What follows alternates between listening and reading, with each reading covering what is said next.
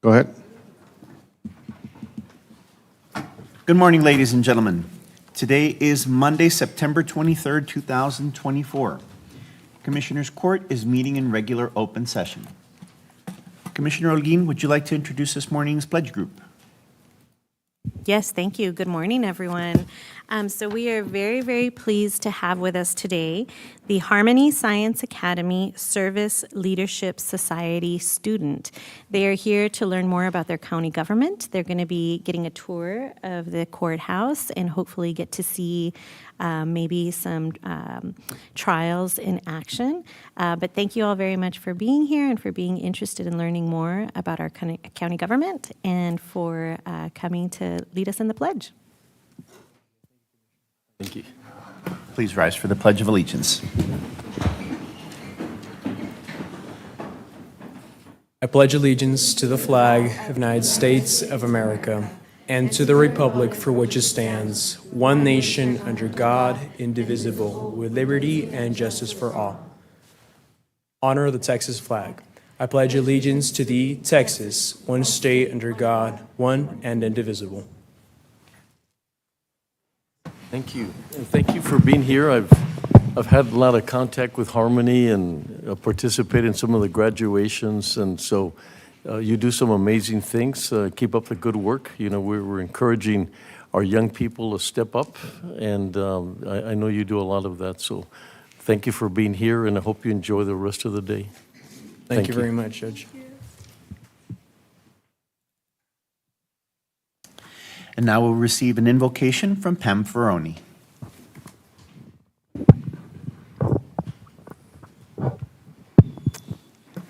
Welcome, Mrs. Ferroni.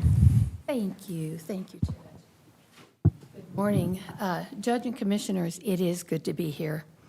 I invite those within the sound of my voice to join me, if you so choose.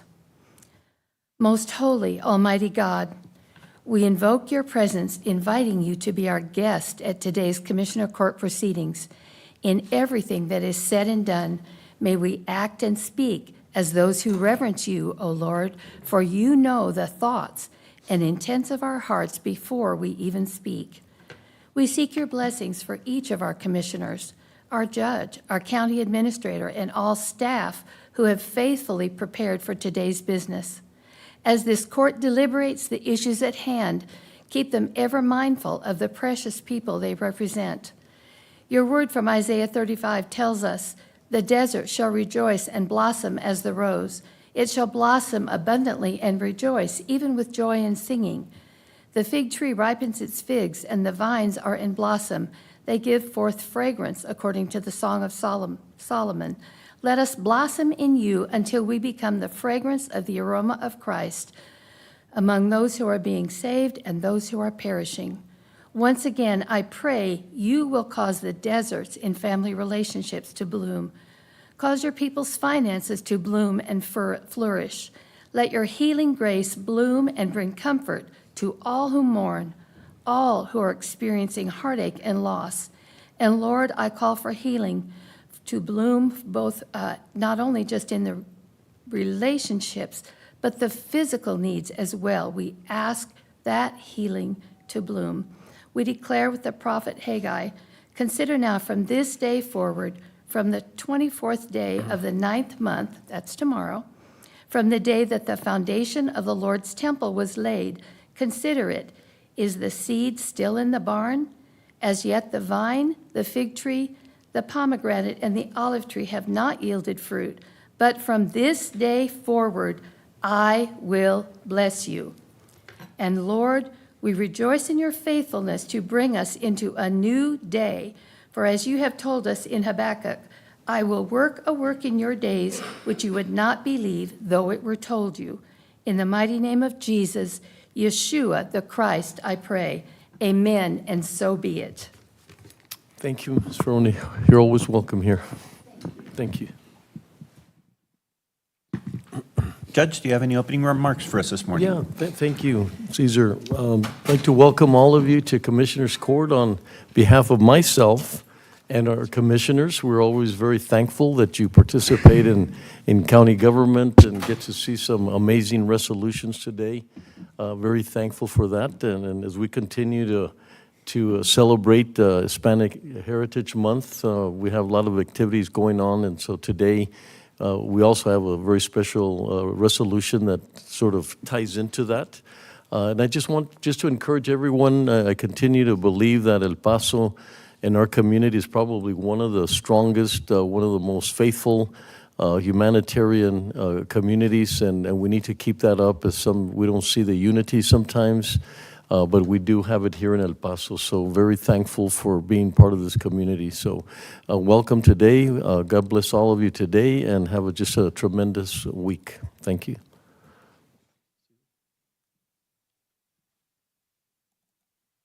Item number 4 is the consent agenda, composed of items 4A through 4AL. We do have a correction to read in for item number 4G. Item 4G should read, approve and authorize the county judge to sign the interlocal agreement for post-adjudication services of juvenile offenders between El Paso County on behalf of the El Paso County Juvenile Probation Department and the Nueces County Juvenile Board, Nueces County Juvenile Probation Department, for residential care services provided at the Robert N. Barnes Regional Juvenile Facility from October 1st, 2024 through September 30th, 2025. Funding is available in special grant. Funding is available in General Fund, Juvenile Probation Department, Commitment Services, Secure Placement, Special Revenue, Juvenile Support, Commitment Services, Secure Placement, TJJD, Juvenile Board, State Aid 2025, and TJJD, Regional Division Alternative Programs 2025. We'd also like to pull item 4D for the county judge for discussion. Are there any other items that members of the court or the public would like to pull for discussion? Commissioner Leon? Yes, sir. I've got item T. T for Commissioner Leon. Then I'd like AB, please. AB for Commissioner Stout. Any others? Any others? I'll move to approve.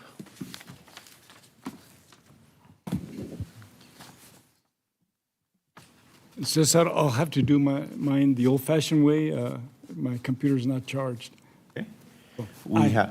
We have a motion from Judge Samaniego, a second from Commissioner Holguin. The voting is open. And Commissioner Leon.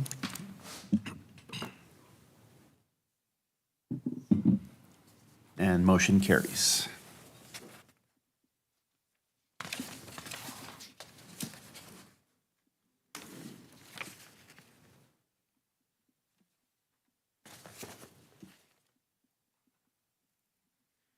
Item number 5A from resolutions.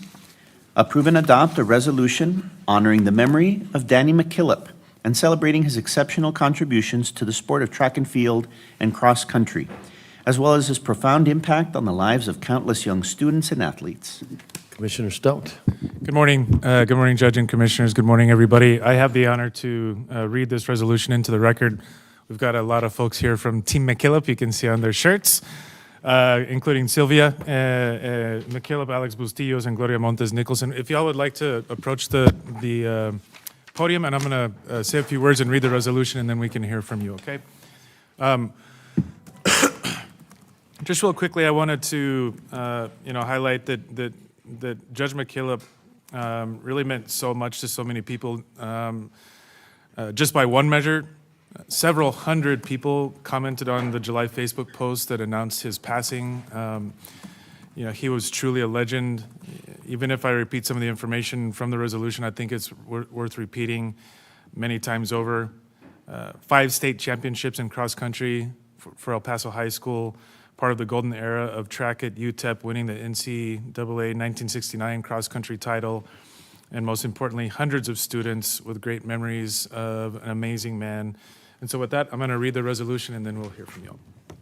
The resolution states, whereas Danny McKillop, an esteemed and beloved coach who dedicated 41 years to the development and success of athletes in El Paso, passed away July 7, 2024, at the age of 76. And whereas born September 22nd, 1947 in South Carolina, Danny McKillop attended school in Florida and made his way to El Paso in 1967 after being recruited by legendary UTEP coaches Wayne Vandenberg and Don Haskins, after which he made El Paso his permanent home. And whereas Danny McKillop's remarkable career as a cross-country and track and field coach at El Paso High School and his profound impact on the community have left an enduring legacy of excellence and inspiration. And whereas under Coach McKillop's guidance, El Paso High School's cross-country team achieved 5 state titles and was inducted into the El Paso Athletic Hall of Fame, a testament to his dedication and expertise. And whereas Coach McKillop's success in athletics was second to his success in the classroom, where he was recognized by his students, administrators, and colleagues as a professional committed to getting the best out of his students with unrelenting energy, kindness, and passion. And whereas Coach McKillop's own athletic achievements included contributing to UTEP's victory in the 1969 NCAA cross-country championship, and whereas Danny McKillop's legacy of excellence, dedication, and personal integrity will continue to inspire future generations of athletes and coaches. And now therefore be it resolved by the El Paso County Judge and Commissioners Court that we do hereby honor the memory of Danny McKillop and celebrate his exceptional contributions to the sport of track and field and cross-country, as well as his profound impact on the lives of countless young students and athletes. Signed this 23rd day of September, 2024, the Honorable County Commissioners Court. We have a motion from Commissioner Stout and a second from Commissioner Holguin. The voting is open. Commissioner Leon? Aye. Motion carries. The floor is yours, ma'am. Welcome. Welcome. From the bottom of my heart, thank you so much for this honor. If he were here, he would be overwhelmed. Thank you.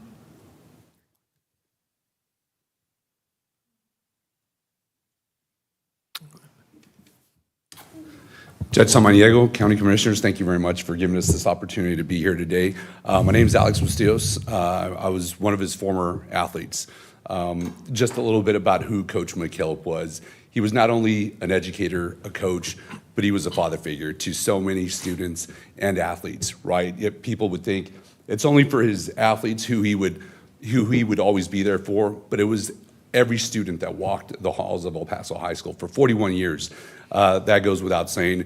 To be in education for that long and to have such a profound impact on students is amazing. I was one of his athletes, and I made varsity my senior year, but I was not gifted with the talent of long distance running. I was more of a hurdler in track. But he kept insisting that I keep pushing and pushing to give it my all. And because of that, I was able to help out our team win district. Now, throughout the years, he always spoke to me as not only as a mentor, but as a father figure, like I said. So because of him and other great teachers at that high school, I myself went into education. I became an educator for 10 years. I coached at the middle school level. And then I went on to coach at the high school level. I coached at Franklin High School. I was a cross-country and track coach there as well. And what really stood out is when I was ready to give up coaching, he called me up and said, "Alex, can I talk to you? Can you give me a couple of minutes?" "Coach, I'll give you whatever you want." He goes, "I would like for you to come back and coach with me, alongside me." And he goes, "You take a couple of days, think about it. You don't have to make a decision now." I said, "Coach, there's nothing to think about. I'd be honored, and it'd be a blessing for me to coach under you." So I ended up finishing my high school coaching career under his mentorship at El Paso High, and I coached with him from 2005 to 2008. There was an opportunity for me that I just couldn't pass up to leave education and join the federal government. I'm a federal law enforcement officer, and it was because of him, his direction, his tutelage to just keep on advancing and just keep making something of yourselves, no matter what it is. So this is a great honor for this to be recognized for Coach Danny McKillop, and we just thank you from the bottom of our hearts. Thank you, Alex. Appreciate that. Good Welcome. morning, Judge. Good Good morning, morning. Commissioners. My name is Gloria Nicholson, and I had the privilege of being part of the 1978 and 1979 state championship cross-country teams. In 1979, I made All-State, and I owe much of my success to one person, Coach McKillop. Coach McKillop dedicated 41 years in cross-country and track. Throughout his career, he led teams to 5 state championships.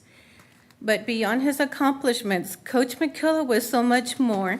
He was a father figure to many of us, always there to guide, motivate, and push us to be our best, both on the track and off the track. He meant the world to all of us, especially me. I love him dearly, and his impact on my life is something that I will always carry with me. He inspired so many, and no surprise that many of his athletes went on to become coaches themselves, following in his footsteps. Coach McKillop deserves all the recognition in the world, and we are truly grateful that the track and field at El Paso High School has been dedicated in his name. It's a fitting tribute to a man who gave us much to all of us. Thank you so much. Thank you. Thank you. One more. Good morning. My name is Juan Buendia. I too ran for Coach McKillop. So Franklin High School, when he was working, that head coach, was actually a former runner of Coach McKillop. So there was a lot of success at Franklin High School, and it was because he used what McKillop taught and carried that on to various successes at Franklin High. Thing about Coach McKillop, though, when I was a freshman, I was not considered one of the fastest. I was one of the slowest guys. I was always in last every single speed workout. Coach had a way to make you achieve what you thought you could not achieve. And that led to future successes in my career as a runner, all the way to the state championship and when my senior year. And throughout all those 4 years, the one thing I could assert is Coach wasn't just teaching athletes. He was teaching human beings. He was teaching you how to be, if you're a woman, a lady, and if you're a man, a gentleman, and how to be a proper citizen in society. You know, I'll share a quick story. This guy ended up getting second at state. He was the best runner El Paso High had, and there was something going on. Coach actually kicked him out, kicked him off the team, right? The entire team told Coach, well, he's our best runner, and Coach would not budge. Well, that young man came back, apologized to Coach, and like I said, he ended up getting not only second at state, but he is now working at White Sands. He has a PhD, and I think he's a physicist now. So that's what Coach does to you. So I thank you from the bottom of my heart that you have granted this resolution in his honor. Thank you. Well, I want to thank you, Commissioner Stout, and all of you that, sometimes, he's so deserving of these honors, and sometimes, we don't get to honor these amazing individuals that make such an impact in children's life and yourselves. Something that we need tremendously is role models, and it just feels so good to know that people remember an individual like that. When we talk about El Paso and we say it's unique and, to know us is to love us, and it's because of individuals like him, like Coach McKillop. I mean, it's individuals like him that make El Paso so great. They're giving, they're always there for individuals, and just to hear your stories, I mean, it's just so incredible that sometimes we don't recognize these amazing individuals. So I do thank you for always honoring someone like him. El Paso High is such an amazing school to begin with. 102 now? 2 years or a little more than that? 108. Pardon me? 1916, right? 1916, so 108. Yeah, so it's quite an amazing, the stories you hear about the individuals, what a beautiful school, and to continue honoring him and the school as well at the same time. I'm sure, knowing what you said about him, he's more interested that you honor the school and the role modeling that needs to take place in our community. So thank you, and thank you, Commissioner Stout. Thank you all once again for allowing my office to be part of this resolution, and for allowing us to memorialize Mr. McKillop, Coach McKillop, and my son's a Tiger, so it makes me even more proud. So, can you all come up in front of the dais and we'll take a picture with the resolutions? Thank you.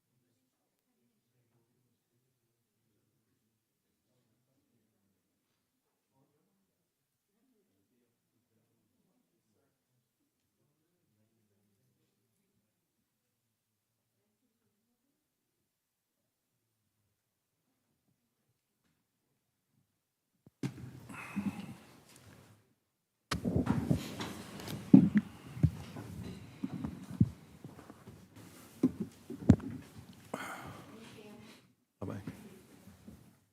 Have a good rest of your day. Excuse us. You too. Thank you. Item number 5B, approve and adopt a resolution declaring October 12, 2024 as Día de la Hispanidad in El Paso County, Texas. Come on, Martha. And team, Robert, Doctor.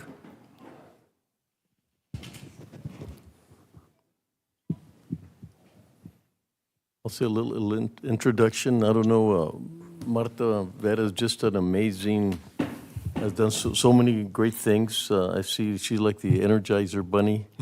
She's everywhere, at every place that you can imagine, promoting what should be the real story of Spain and the relationship we had here. So I'm very fortunate to call her my friend, and very proud of her and of course, and her husband. So I'll read the resolution.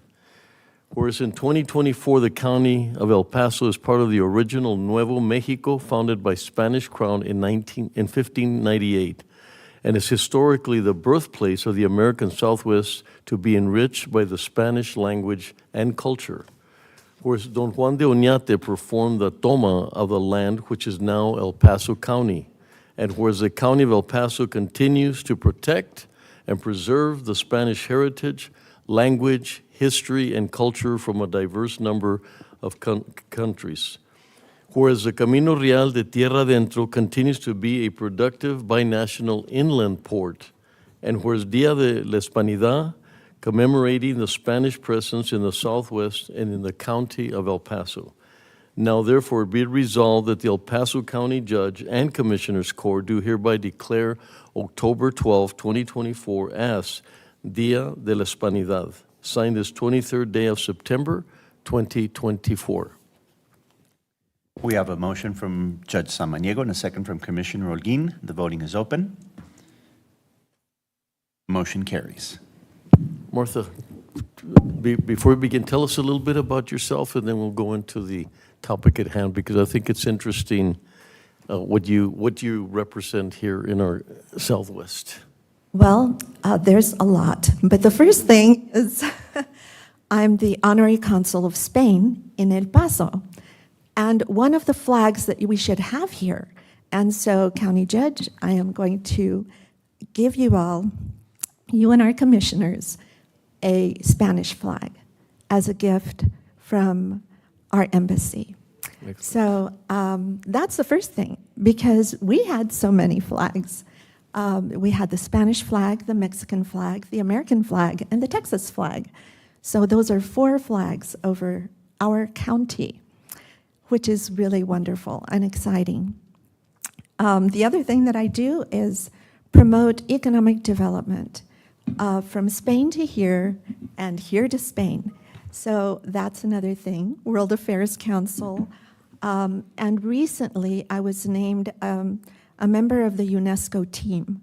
That is through ICOMOS, and I will be helping the original group that just opened the old file to look at from Valle de Allende to Okeowenge, which was originally San Juan de los Caballeros, as the Camino Real de Tierra Adentro UNESCO World Heritage Site. So it is going to be nominated, and that is just a really wonderful thing. But here, with our Sociedad Cultural de España, I am very grateful to you, my friend, County Judge Ricardo, and all of you who are my friends as well, to accept October 12th as Dia de la Hispanidad. We have so much history and so much to be proud of.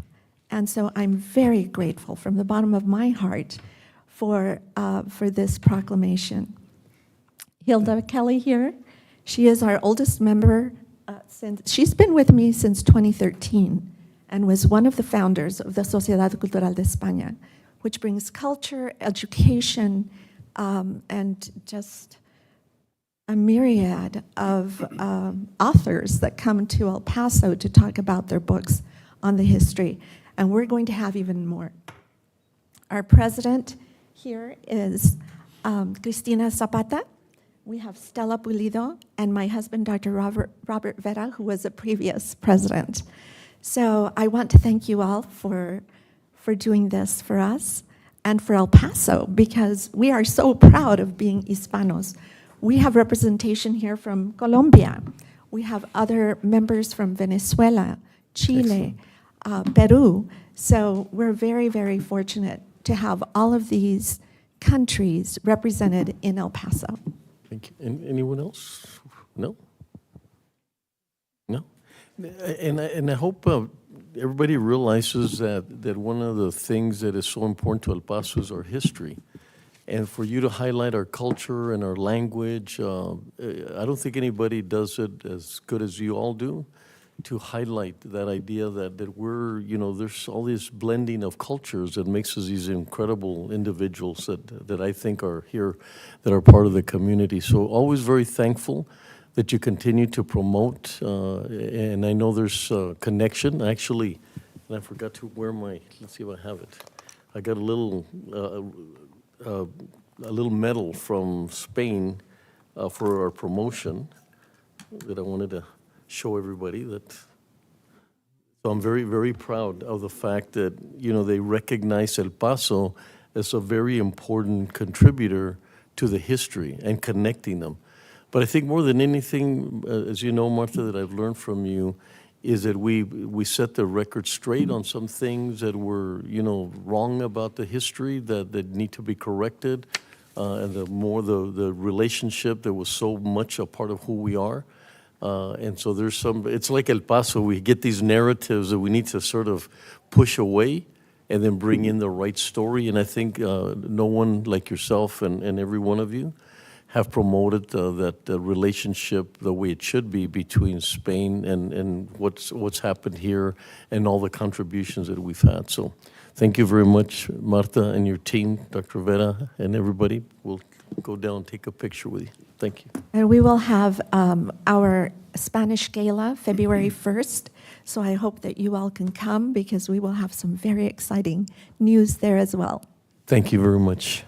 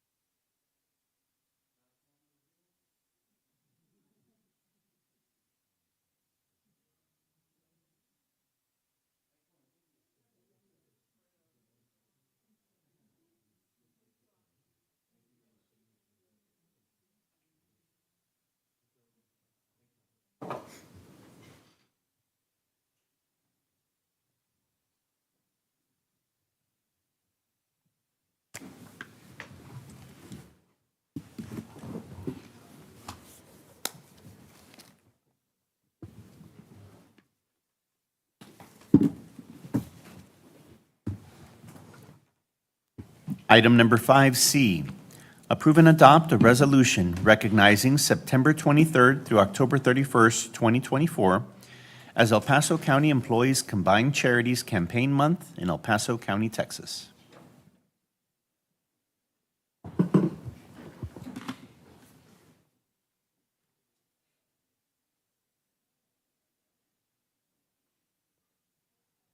Well, thank you. It's related to the county, our passion here at Commissioners Court and our support. So I'm very honored to read this into the record. Whereas the El Paso County Employees Combined Charities campaign efforts county employees the opportunity to demonstrate their generosity and commitment to other human beings. And whereas the El Paso Combined Charities campaign raises funds to help those in need, the hungry, the sick, the less fortunate, families in crisis, and other worthwhile causes.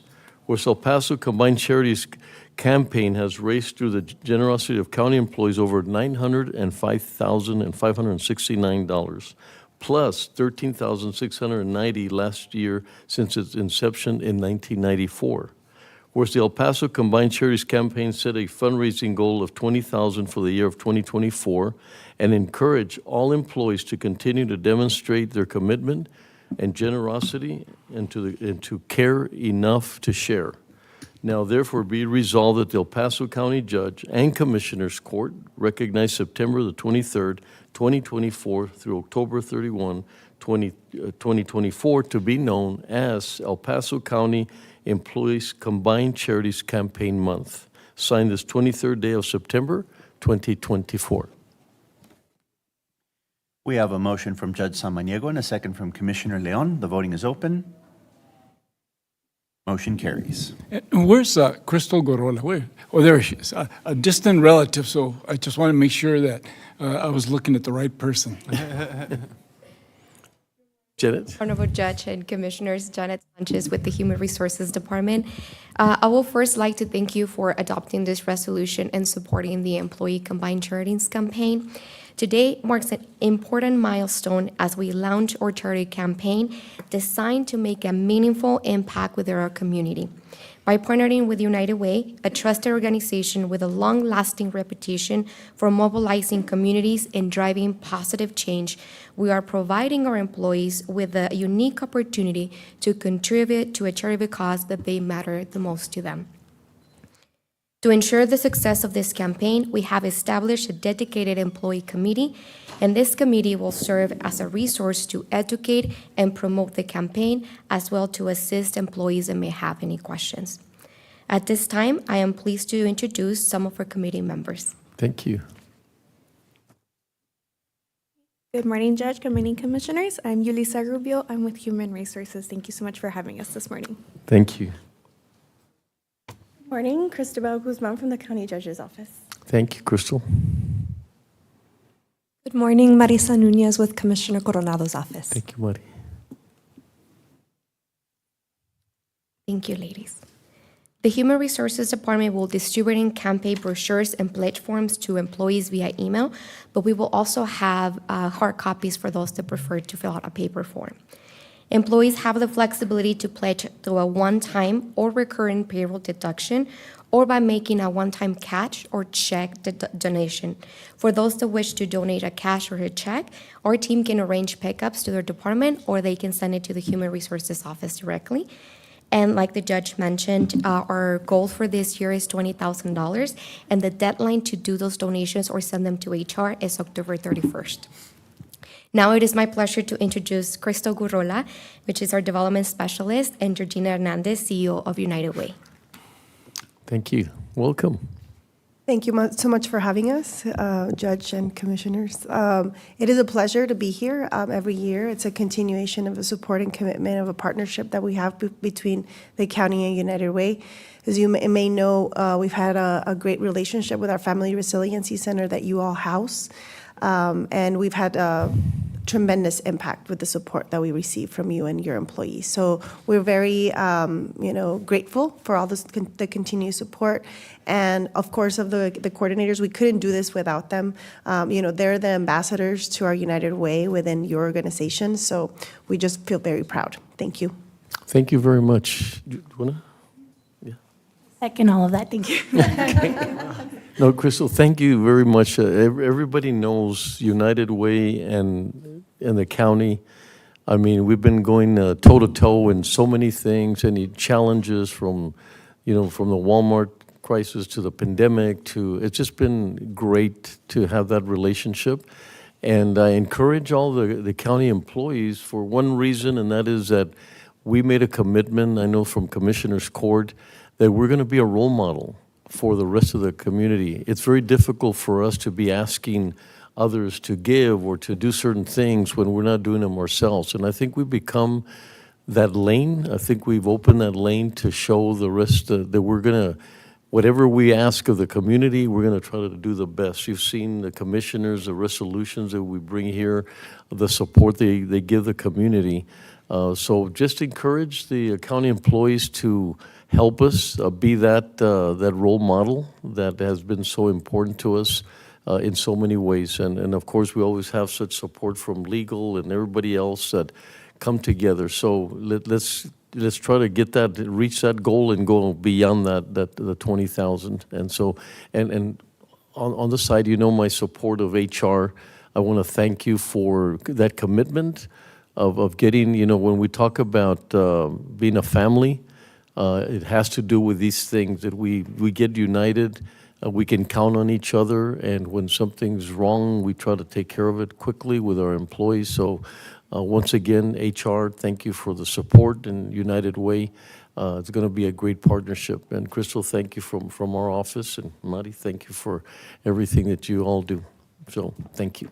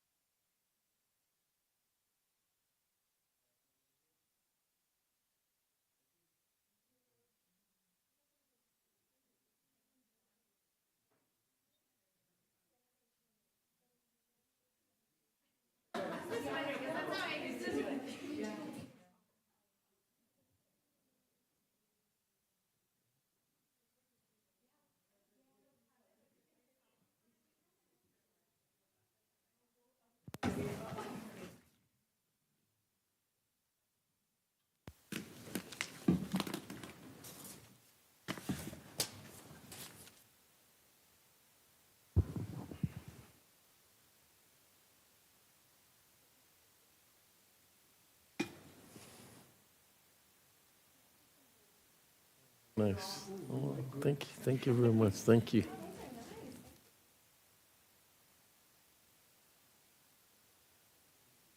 Thank you very much.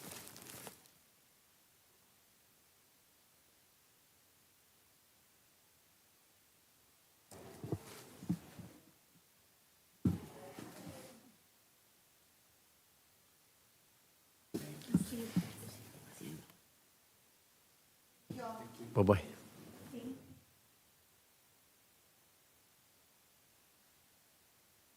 Item number 6 is public comment. We have 3 speakers in public comment this morning. Do we have Ms. Crawford on the line? Yes, good morning. Thank you. Good morning. Good morning, Elizabeth. Good morning. Good morning. We're told in God's holy word, Proverbs 14:12, there is a way which seems right unto a man, but the end thereof are the ways of death. In a recent interview with CNN, Texas Governor Greg Abbott was asked questions about abortion, later criticized for his lack of specific answers regarding late-term abortion. And though he wasn't necessarily sure how to answer the exact questions about the where, what he stated about the occurrences of late-term abortions is absolutely correct. Many of us are now familiar with the name Dr. Kermit Gosnell, the infamous Philadelphia abortionist portrayed in the movie Gosnell, The Trial of America's Biggest Serial Killer. When I was in college, I got to do a one-semester internship at Alpha Pregnancy Center, a ministry of 10th Presbyterian Church in downtown Philadelphia. It's a very limited internship, but I learned a lot. And I was recently delighted to find out that now Alpha has a pro-life pregnancy center right on the block that was previously home to Gosnell's House of Horrors. Kermit Gosnell is one of many, many abortionists exposed for killing babies already born, and atrocities also committed against the mom. There are articles of many other criminal offenders, abortionists, on lifesitenews.com. In states such as California, New York, New Jersey, New Mexico, now Ohio, where abortion till birth is permitted under certain and now increasing circumstances, there's account after account of atrocities. I recently had a bizarre incident occur, but one that really helped me understand what's often going on. On the sidewalk where I was passing one day, apparently a dog had delivered preemie babies. There were 2 puppy babies lying on the sidewalk where I passed, still alive, beating heart, but left to die. It was a bizarre thing, a creepy thing to see on the sidewalk, but it helped me understand what pro-life medical professionals are talking about, the so-called botched abortions, babies born alive and left to die. And this was mild by comparison, because what happens in abortion is that the babies are often not intact, as these preemie puppies were, but already seriously injured. September 27th is called the National Day of Forgiveness. We as a nation need to cry out to our holy God, our Maker, for forgiveness that only He can give for what we as a nation have done. We're told in 1 John 1, if we say that we have no sin, we deceive ourselves, and the truth is not in us. If we confess our sins, He is faithful and just to forgive us our sins and to cleanse us from all unrighteousness. True forgiveness and cleansing is found only in the blood of the Lord Jesus Christ. Turning to Him is the only hope for any of us and the only hope for our nation. Thank you so much. Hope you have a good day. Thank you. Thank you very much. Have a wonderful day. Thank you. Thank you, sir.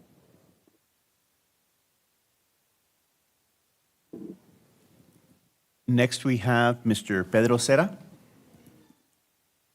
Good morning, Commissioners. Good morning, Judge. My name is Pedro Cera, and I just got to notify you that I got good news. We just went out to Mexico, and we refereed a couple of events, 2 events yesterday, one on Saturday, one on Sunday, and we were invited to participate in those events, and they invited us over to do more. And that is an accomplishment that hasn't been done in years. So right now, I'm representing El Paso in many ways, not only as a boxer, as a coach, as a referee, as a judge, and as a representative of Socorro. And right now, I just opened up my recreation, and I was hoping, is there any funds out there that can help me out with this open of my recreation? It's the first recreation sponsored by the city of Socorro. Socorro lent me the building, but I need to supply the rest of the equipment and everything, and I'm kind of short due to my on that area, because I had my gym a couple of years ago. I ran it for 24 years, and the ring that I have doesn't fit there, so I had to do a whole bunch of adjustments to move in there, and I haven't been able to move in and start working with the kids, and right now we have an event. We have an event going on Saturday for the expo or something, for the medications. I don't know what it is exactly. We were invited right now to have an interview with Channel 26 right now in an hour, and so we're getting involved more. I'm getting involved more than anybody right now. Right now, the situation is, can you guys help us out with, or especially me and Socorro right now, with any kinds of funds so I can finish my recreation center so I can start? And okay, changing the subject now, I would like also to address my problems with emergence. Right now, the situation with emergence is, emergence has declined me having my mental health issue status returned back because of a wrong assessment that was done to me, and they don't want to correct it. And I already did the reports that need to be done, and they're still ignoring. So I need your help to reinstate my services back, because to get a reassessment.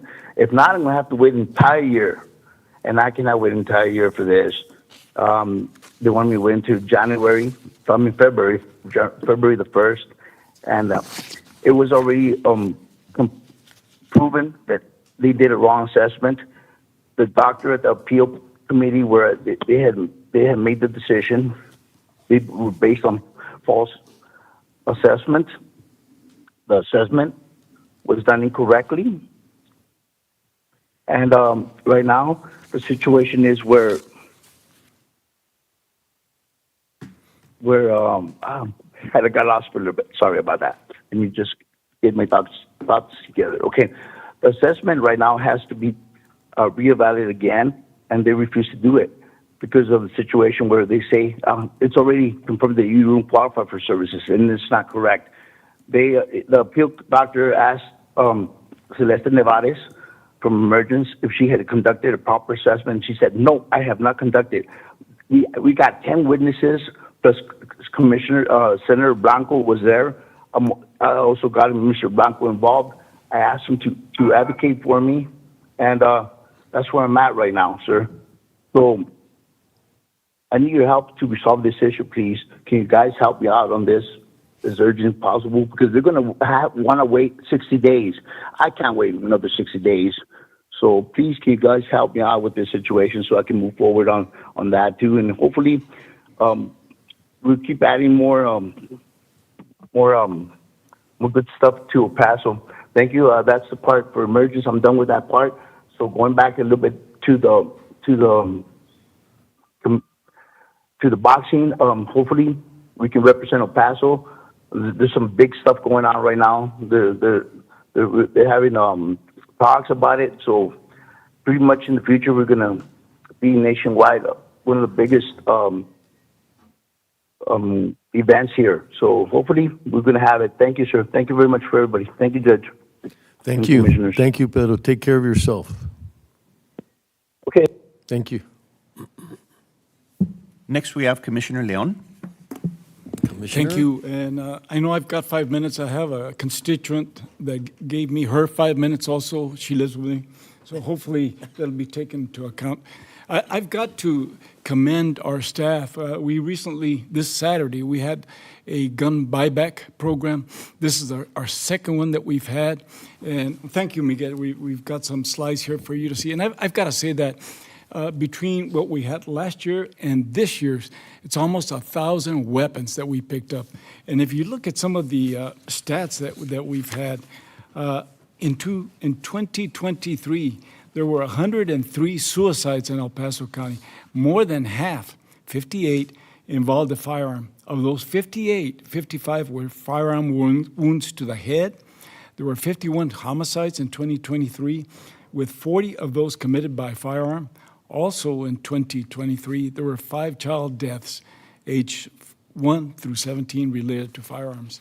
And though we can't say with any kind of exactness what we have prevented, but I can guarantee you that with 1,000 weapons off the streets, there is somebody walking this earth today and in the future because of those programs. Because you will have detractors, and I hear these calls all the time. Yeah, you're not accomplishing anything, you're not gonna make a difference, but the difference that I can guarantee all of you is that out of those 1,000 weapons that we took off the streets, not one of them will hurt one person in the future. So I can't thank our group enough for what you can see the group right there. And I am taken aback by how smooth it went.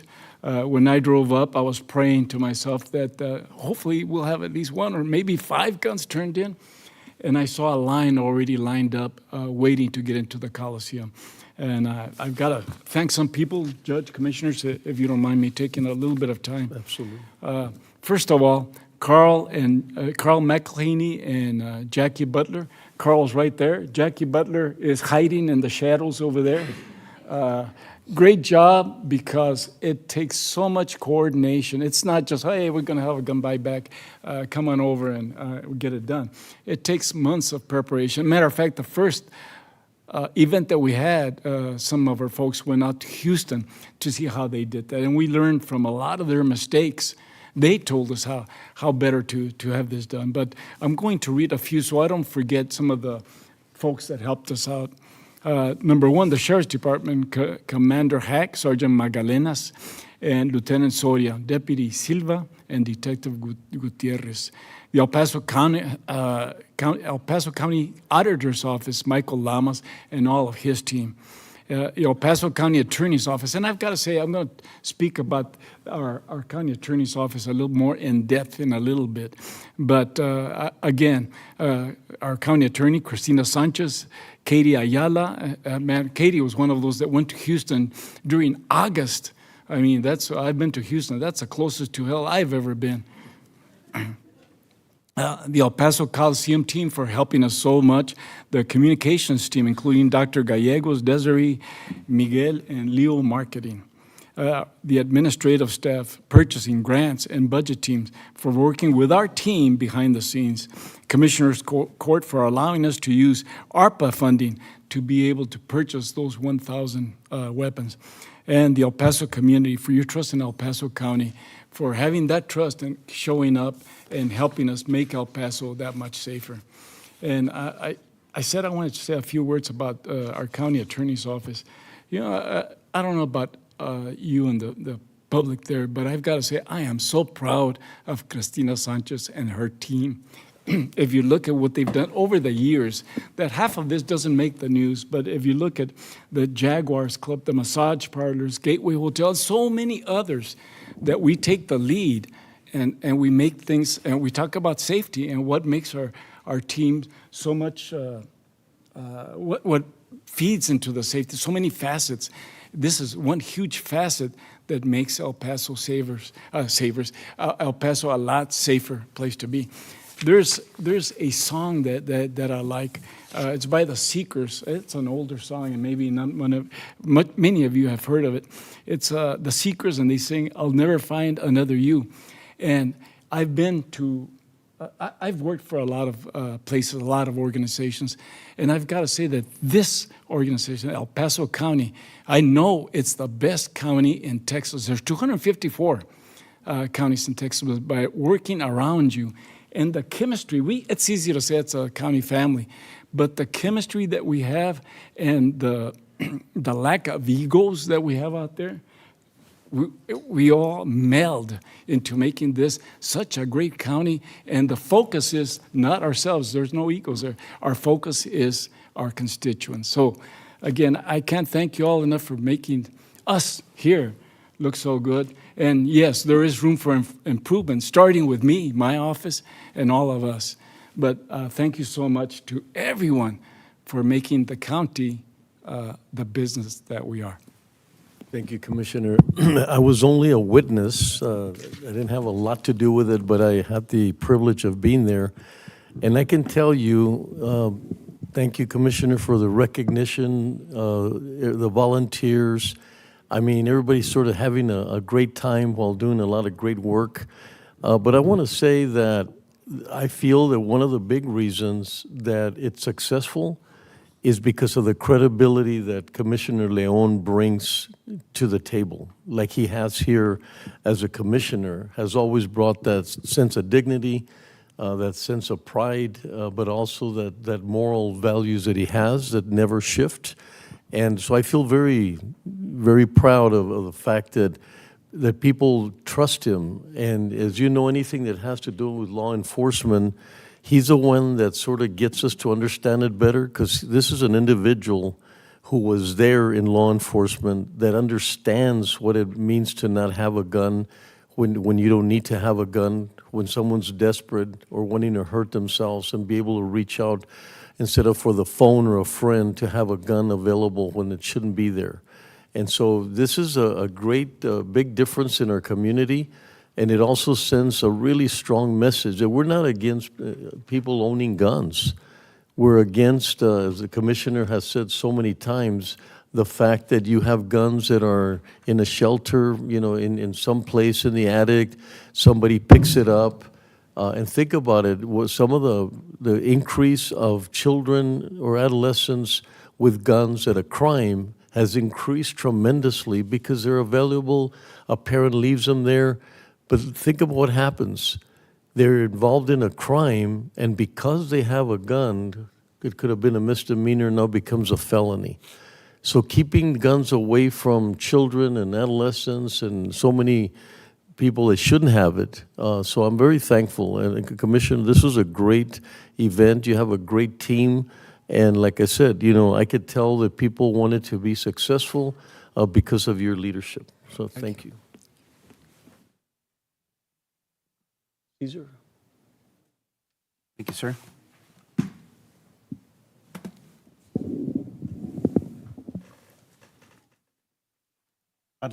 Judge, with your permission, could we jump ahead to item 9B, please? Yes. Do we have anyone from the district attorney? Yes. You want to go to the Well, you auditor wanna- item? I'm sorry, you're going to do the audit first. Yeah, I'm sorry. We'll do yours first. Okay. That's item number 9B. Pursuant to the Texas Local Government Code, Section 114.025, accept the 2023 Annual Comprehensive Financial Report. This report is located on the intranet at http://www.epcounty.com/auditor/ACFR.htm. Good morning, Judge, Commissioners. Good morning, Barbara. Today's presentation covers our 2023 ACFR, which is our Annual Comprehensive Financial Report.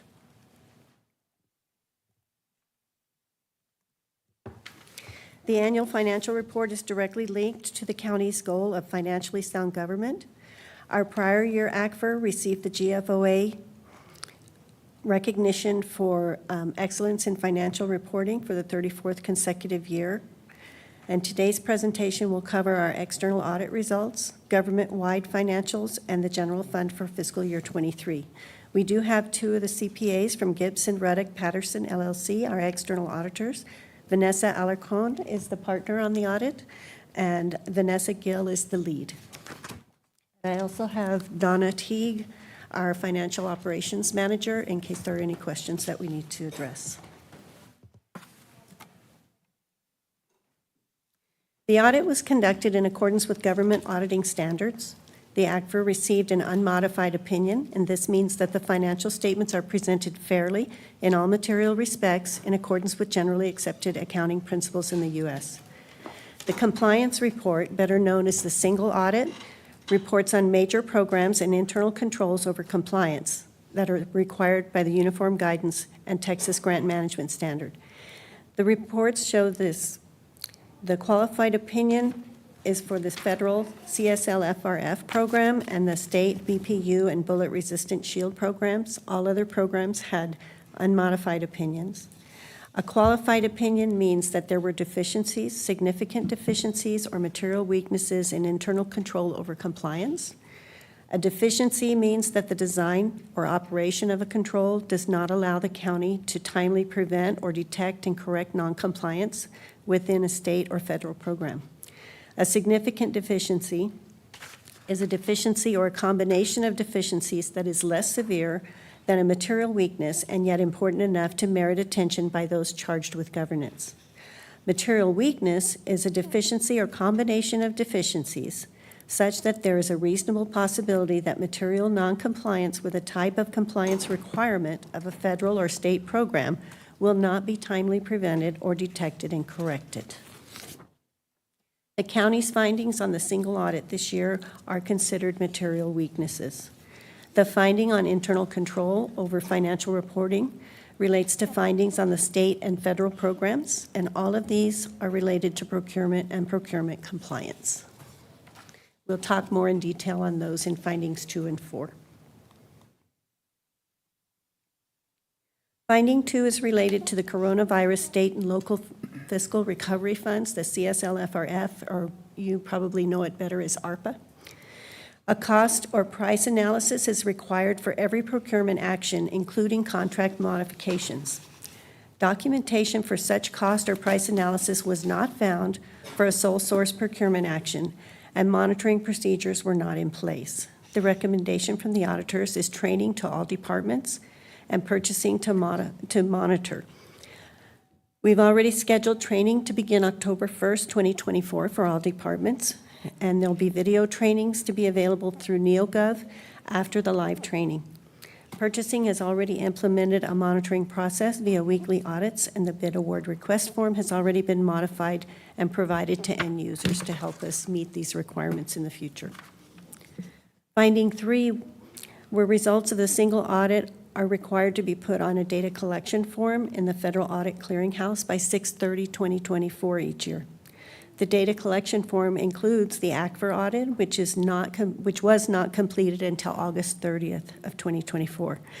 The recommendation is to submit it on time and evaluate resources needed to prepare the ACFR on time, which is March 31st each year. The external auditors noted several of their clients are needing to evaluate the resources needed for the act for completion due to recent and ongoing GASB standards. These reporting standards and requirements are issued by the Government Accounting Standards Board. Recent GASBs include increased accounting for leases and subscription-based information technology agreements, and upcoming changes will include reporting prior year adjustments, compensated balances, and new rules on financial reporting model and capital assets as examples.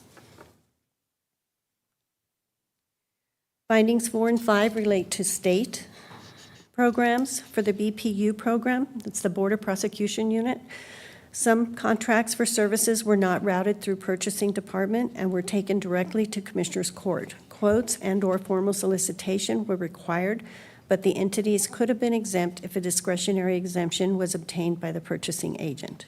The question cost on that was $348,000. The Bullet Resistant Shield program was a quote from a vendor was used for the cost of price analysis. The same vendor was awarded the contract. The cost or price analysis is required to be independent. So if it's awarded to the same vendor, it's not considered independent. The question cost on that one was $1 million. In both cases, the departments were unaware of the requirements, and the recommendation is for both of these items is the same as the federal finding: procurement training to all departments and to implement monitoring by the purchasing department. Once again, the same training and monitoring that we mentioned under finding 2 will help us address this issue. In addition to the findings, we typically get a management letter with recommendations. For fiscal year 22, the management letter had 4 recommendations on it. And the next couple slides will give you updates on those. In the area of grant reporting, it was found that documents and correspondence for the disaster grant were not maintained. The status of that is that the TDM denied the funding, and the county is appealing the denial of funds to FEMA, as similar costs were reimbursed directly from FEMA early in the reimbursement requests. The financial decision is pending, and I think you're all familiar with that situation. Purchasing Policies and Procedures Manual did not include some of the procurement standards required by the Uniform Guidance Compliance. Purchasing will include this information in their 2024 updated manual. The third and fourth comments also relate to procurement. Several purchases for one vendor exceeded $50,000 in total, and reference documentation was to an expired cooperative contract. There were other vendors that were also identified where cooperative procedures were not followed, and one instance where a PO was issued for an amount that exceeded the court-approved not to exceed amount. Similar instances occurred in FY23 and are included in the current year comments. The other comment related to documentation not provided for support purchases made under the Commissioner's Court Declaration of Local Disasters due to public health emergency, and in addition, such purchases were not brought to the earliest available Commissioner's Court meeting as required. There were no similar issues found in fiscal year 23.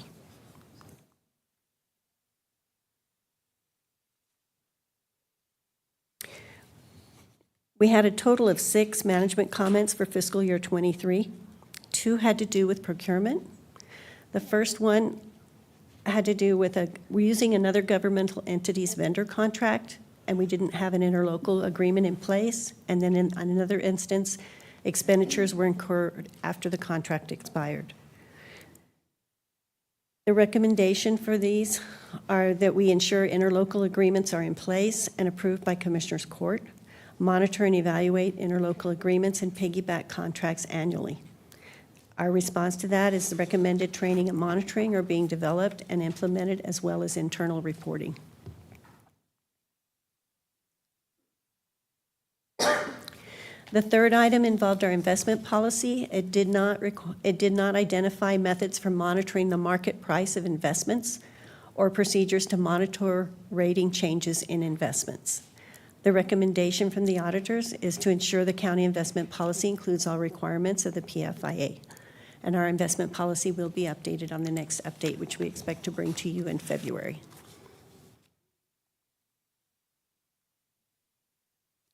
There were 2 comments related to the federal program compliance.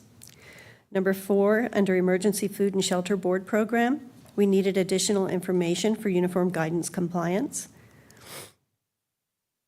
and the CSLFRF or the ARPA program certification forms in a subrecipient contract were not signed.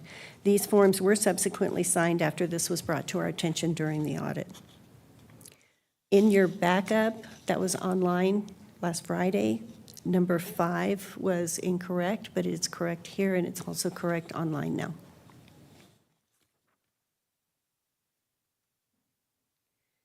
The last comment related to accounting matters. The implementation team was not confirming key aspects of proper implementation of GASB 96. GASB 96 relates to the CBITAs, the information technology leases, and reasonably certain review inquiries were not made when evaluating the contracts, and one agreement erroneously evaluated as long-term. The lease and CBITA team receive ongoing training and ensure standards are properly implemented is the recommendation for this particular finding, and ongoing training will be implemented.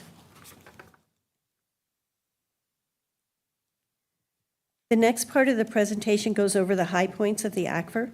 There are 3 parts. They present financial information in summary and move down into detail. The first part is the management discussion and analysis. Second part is the basic financial statements, and the last part is required supplementary information. The government-wide reporting under the basic financial statements provides information on current and long-term obligations, including capital assets and long-term liabilities.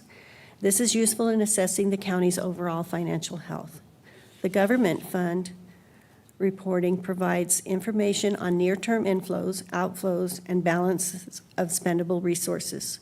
This is useful in assessing the county's ability to meet short-term requirements. And the county maintains 61 individual government funds. The largest government fund is the general fund. Net position is total assets and deferred outflows of resources, less total liabilities and deferred inflows of resources. You can see from this chart over time, net position serves as an indicator of overall health. The net position increased from $161 million to $195 million this past year. Total assets increased from $139 million, and deferred outflows of resources increased by $14 million. Total liabilities increased by $260 million and decreased by $141 million. The inflows of resources decreased by $141 million. This is primarily due to an increase in pension liability factors, which affect the pension and OPEB liability. These include actual changes and projected assumptions of future liabilities. Those changes can include employer-employee contributions, investment earnings, and current payouts. Projected actuarial assumptions are usually based upon projected employee life expectancy, length of service, changes in salary over time, and projected earnings over time. This slide shows you a trend for the different parts of the general fund balance. The county's total fund balance declined to $98.2 million in 2023. The main change you see on this one is the big jump in the non-spendable, and that's due to prepaids as a result of the CBITAs and the leases. I'm sorry, what was, that's as a result of what? The CBITAs and the leases, the new accounting standards that we're having to adjust to. This trend chart for revenues and I'm going to show you revenues and expenditures show both continuing to grow over the last 5 years. The change between FY22 and FY23 for revenues was $3 million, and total expenditures was $37 million, was a decrease. Revenue highlights. Overall, revenues increased by $3 million from the prior year and decreased by 5.7% from the final budgeted amount. Key increases in the budget, over budget, were interest of $9.3 million, motor vehicle sales of $771,000. Key decreases were in property taxes of $4.3 million, sales taxes of $565,000, and charges for services of $11.2 million.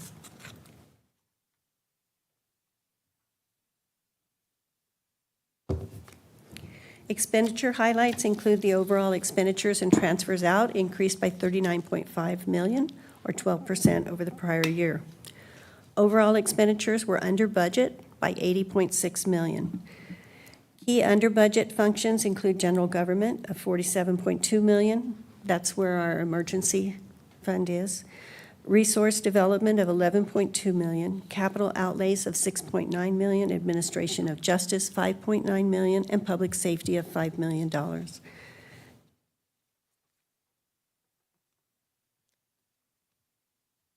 That's it for the presentation on the ACFR. If you have any questions, I'll be happy to answer.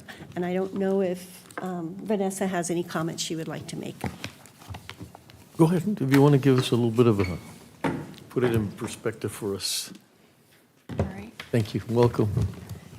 Good morning. Good morning. Honorable Judge Samaniego, members of Commissioners Court. My name is Vanessa Alarcon with Gibson Ruddick Patterson, and this is Joanna Hill. She's the in charge for the audit. She's the one running the show.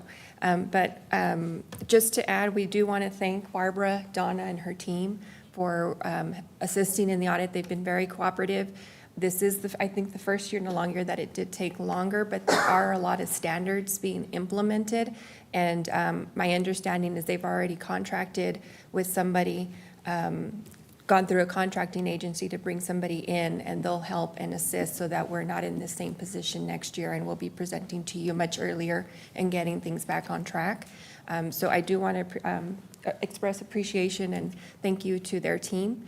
The numbers themselves do have a clean opinion. So the financial statements and the notes, those are materially stated. There's a clean opinion. The part where we have the qualified opinion, those are because of your single audit. And so we have, the county has federal and state funds. And so that's where we have those procurement findings in one of the federal programs and then two of your state programs. And then we have another federal finding for data collection.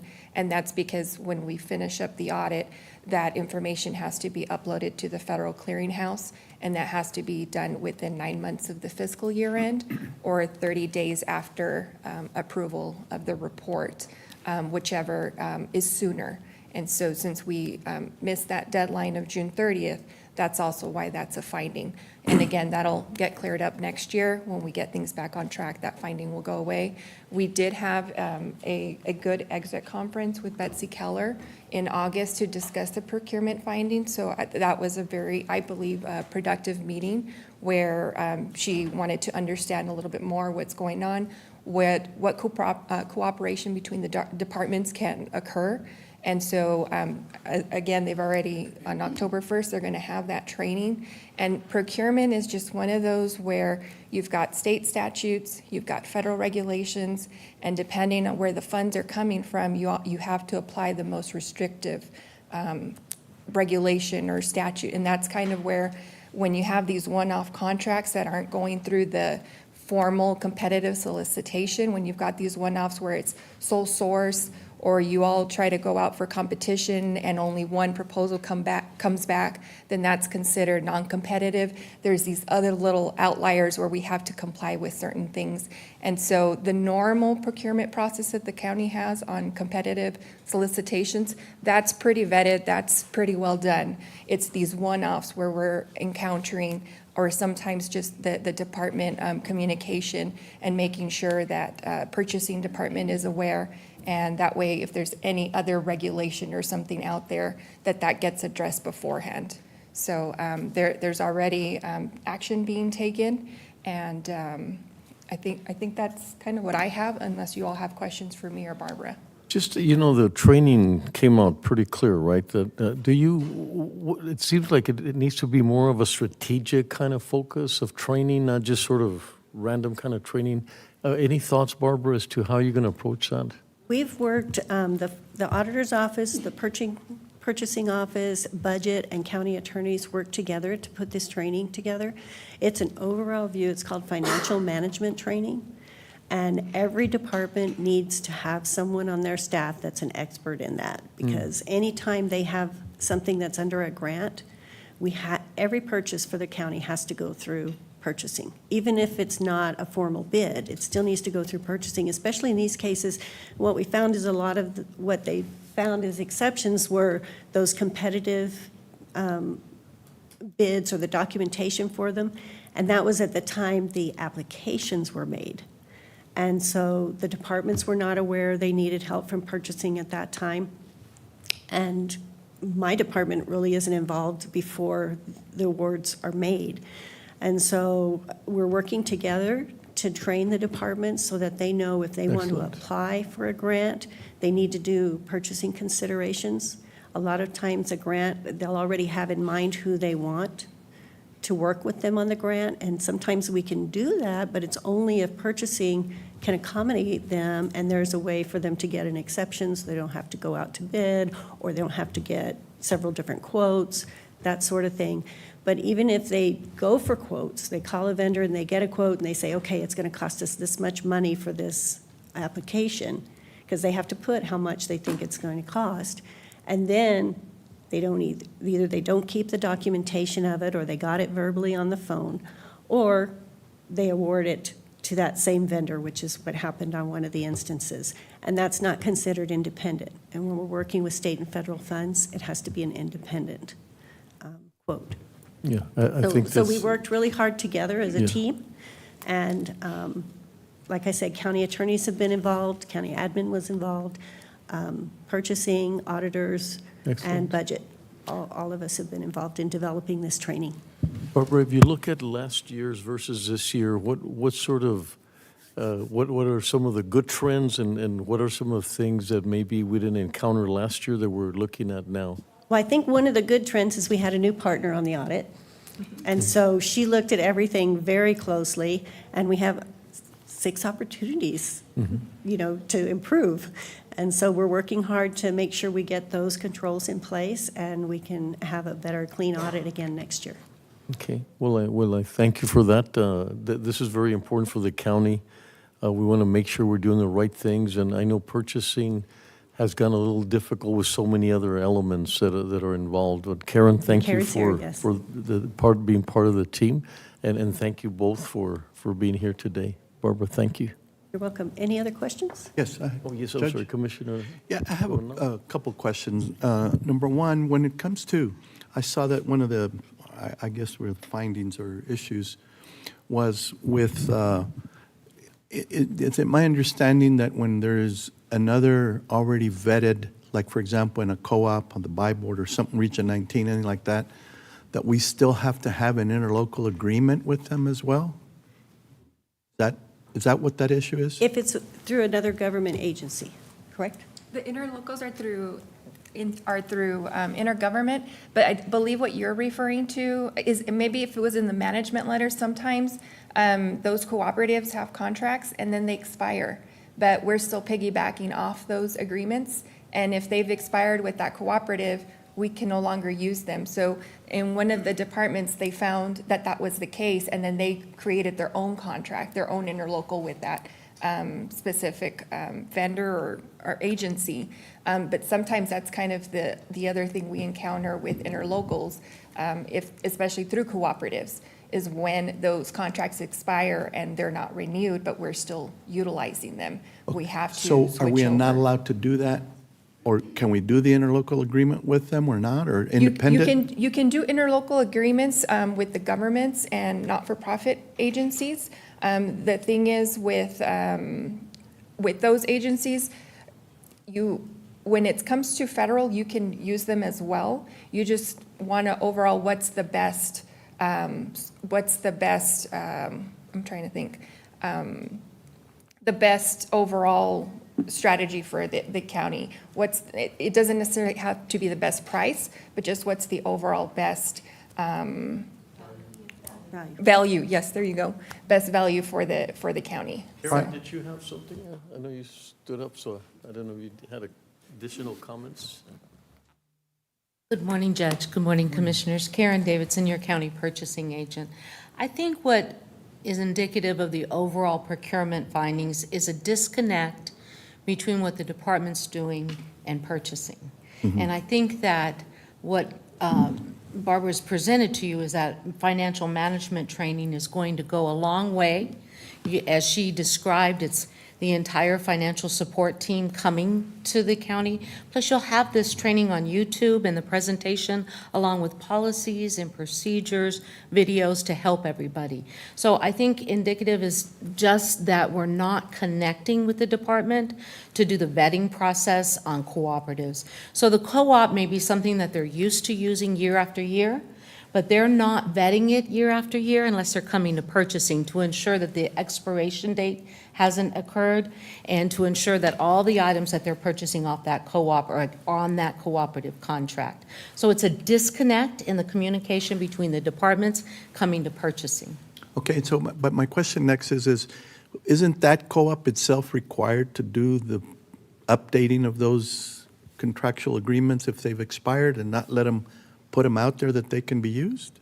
So I think in the cooperative agreement has an expiration date and the department continues to use it past the expiration date. It's because they've not come back to us for us to inform them that that cooperative is expired. That's part of our vetting process. So we get habitually using the same agreement past the expiration date. What they need to do, the department needs to do, is allow us to vet it, to tell them either that it's expired. It's not the cooperative's job to tell us it's expired, it's purchasing's job to do that. Okay. And we should either give them the new awarded vendor or tell them that that's been renewed. Okay, all right. Does that answer it, sir? Understood, Okay. yeah. And let's see, I'm trying to remember the other issue that I had with respect to one of the other findings. For example, let's say that there's we go out for bid, competitor bid, only we get one bid. Is that something that y'all mentioned? Well, why would there be an issue if we go out for bid and only one person or one entity responds? So if it's a federal program, under the federal regulations, they're under the Uniform Grant Guidance, that's considered a non-competitive solicitation. And so it requires a cost or price analysis depending on the amount, and then it also requires profit negotiation because all you have is one vendor. And so you're trying to still get that best price, and so Okay, that's get it. why. It's not prohibited, you just need to Right, take there's an extra yeah, step. and that's where you get these one-offs, and you've got 'Cause- these extra things to tick off. Because I was going to say, I mean, how can we control only one person? That's not within our control, but we have to take an extra step to do the, Purchasing has already updated the bid award forms so that they include that information on them. I don't know if you want to speak to that. Yes, Commissioners. Karen Davidson, County Purchasing Agent. Yes, we have included the price analysis and the cost analysis and the price verification form as a requirement. What we need to do, and we weren't good at when we got all the state and federal grant monies, is to understand that we need to do a separate individual or independent price and cost verification or analysis, not just call a vendor and get a quote, get the money and give it to the vendor. That was deemed not independent enough to be a good price analysis or a cost analysis or price verification. So when we're doing a grant application, we need the department that's going to be putting the application to come to purchasing and allow us to provide the prices that we have for similar projects and to gather the information that they need to complete that cost analysis. It's not independent enough to have a vendor quote for that, not in state and federal grant funds. And that's what we hope to do by changing our forms, making sure that departments are aware of this requirement. We were caught a little bit off guard because it was not a form we were used to doing when we did our different procurements. okay. And I understand, there's also some exceptions, right, for the under $50,000 where you can do other things besides doing that. Competitive. Well, we do want, as a habit, in any time we're using state or federal grant funds, despite the monetary threshold, it is best practice to do our cost analysis and our price verification separate from just getting vendor quotes. No, but And at one point becomes inefficient for the amount of money, doesn't it? It can, yes, sir. So- But if a phone call to purchasing, and we can give you prices that we've spent, fair market value pricing, so that you can complete your cost analysis. Okay. All right, thank you, Judge. Thank you. Thank you. Barbara? Questions? Thank you all. Yes.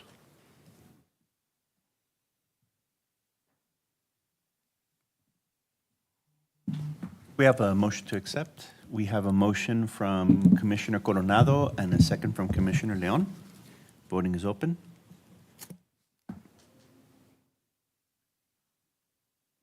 Commissioner Holguín? I'm an aye, but it hasn't, oh, here it is. Got it. Thank you. Motion carries. Thank you. Okay, have a great Thank day. you. Bye-bye, thank you.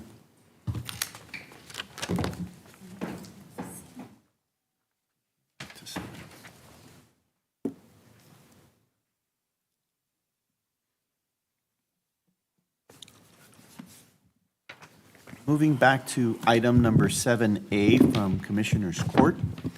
Discuss and take appropriate action to authorize the waiver of parking fees at Escalate Park on October 26, 2024 for the El Paso County Sheriff's Office Zombie Run.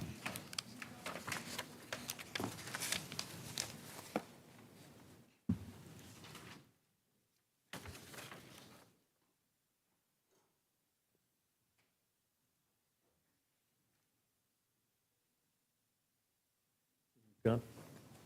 For the zombie run? It's from the Sheriff's Department? Yeah.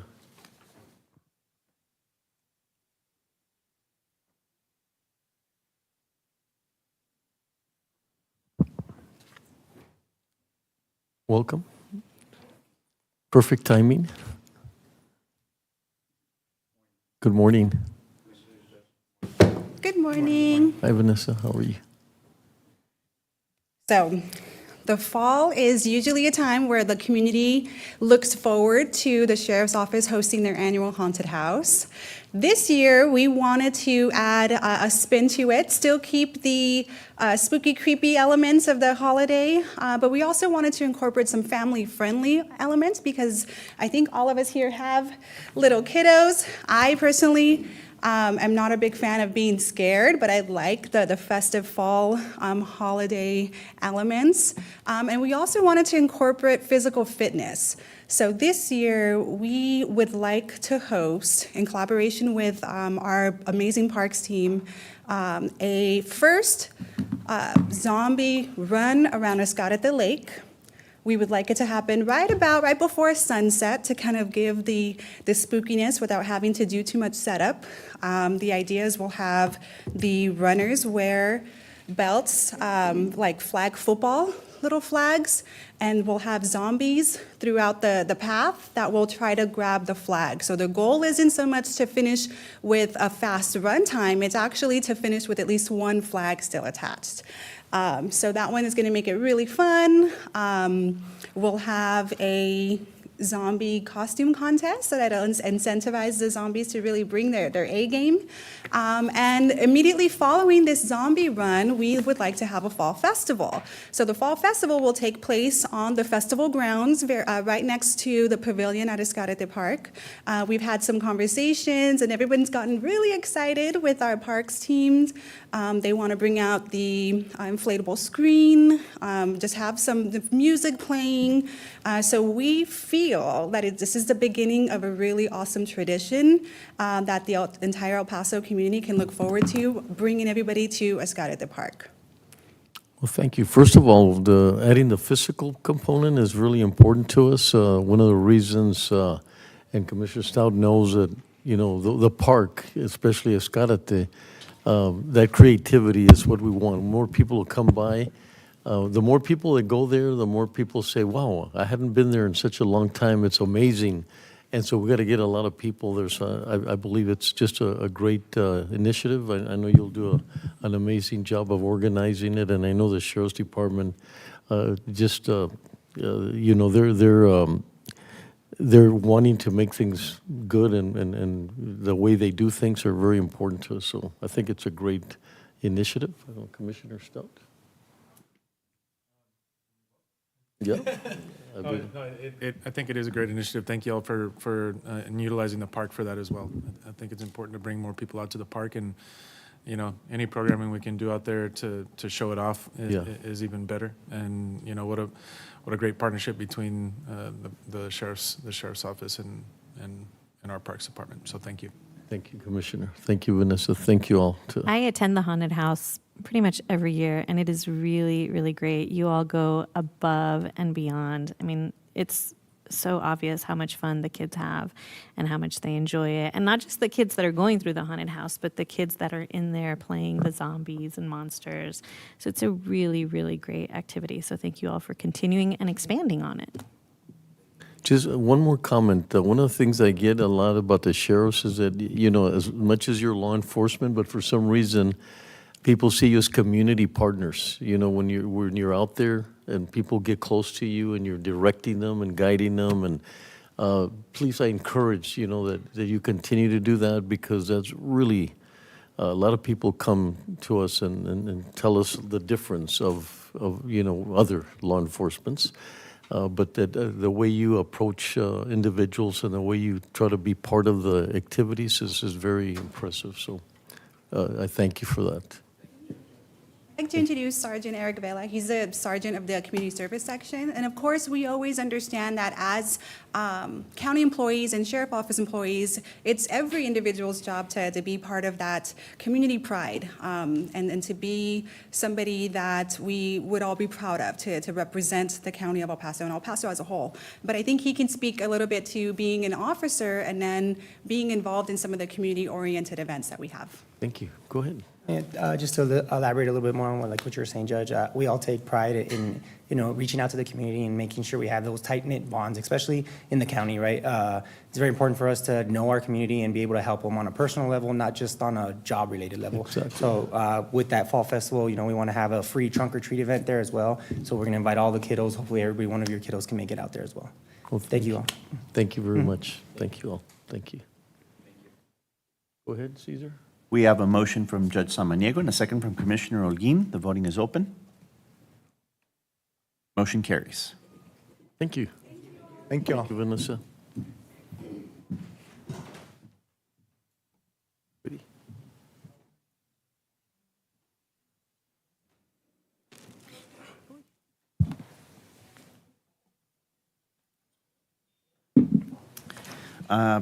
I'd like to go back to item number 4D from the consent agenda. Item 4D is pursuant to Texas Local Government Code Section 316.004. Approve and authorize the waiver of entrance fees to Ascarate Park for the annual Crime Victims Walk to be held on Sunday, October 27th, 2024, from 5:30 a.m. to 12 p.m. Well, I wanted to pull the item out because I think it needs a little bit of promotion. It's such an exceptional, just a number of individuals that go and the families that feel like part of the healing is just amazing. And so just wanted you to, a little opportunity to promote it and tell us a little bit more about that. Thank you, Judge. I appreciate that. Hello, good morning, Judge, Commissioners. My name is Jennifer Cortez, and I am the Project Director for the 34th Judicial District Attorney's Office. I'm presenting this morning on Agenda Item 4D, the request to waive the park fees to Ascarate Park for Sunday, October 27th. As many of you know, our office does host an annual Victims Walk. We have been putting together this walk for many, many years, and this walk is very important to the community because we walk against crime. To this walk, we invite members of the community who stand against crime and also those that have been directly affected by crime, whether they were victims of a crime or whether they are family members of a loved one who passed due to a crime. Very, very important that we carry on this tradition. For a couple of years, COVID did put a halt to this walk. However, we did bring it back last year, and we want to, this year again, make sure that that tradition keeps going on. To the community, this means so much to be able to honor their loved ones every single year. It's a chance for them to commemorate them, to honor them, to remember them. Not only that, but this is a perfect opportunity to stand in unity with other people who want to stand against crime and speak up against violent acts of crime. Together, we can put an end to crime. So I would really, really appreciate myself and everyone here at the District Attorney's Office, if you would help me waive the park fees to Escott at the Park for Sunday, October 27th. Our walk will begin at 7 a.m. We plan to only use the park really for registration purposes. We will be using the Healing Garden as a meeting point for the registration. So really, we will only be having some sort of table set up there so people can register for the walk. And then after that, right at 7 o'clock, we'll start the walk from Escott at the Park to Ralph T. Cloud Park, which is about a 5-mile walk. We have invited law enforcement to help us escort all of our participants safely from one park to another. There'll be several stops along the way, one of them including the EPCC Valle Verde campus, and a second stop at Carolina State Park, where we plan to have some sort of surprise kind of a surprise. I don't want to say too much. I don't want to say too much, but It's a surprise. It's a surprise for participants to really get them, to encourage them to finish the walk, because we know it's a long walk. And yes, it's going to be amazing once we get to Ralph T. Cloud Park. We plan to have a special closing ceremony there for victims of crime and their family, and thank them for participating.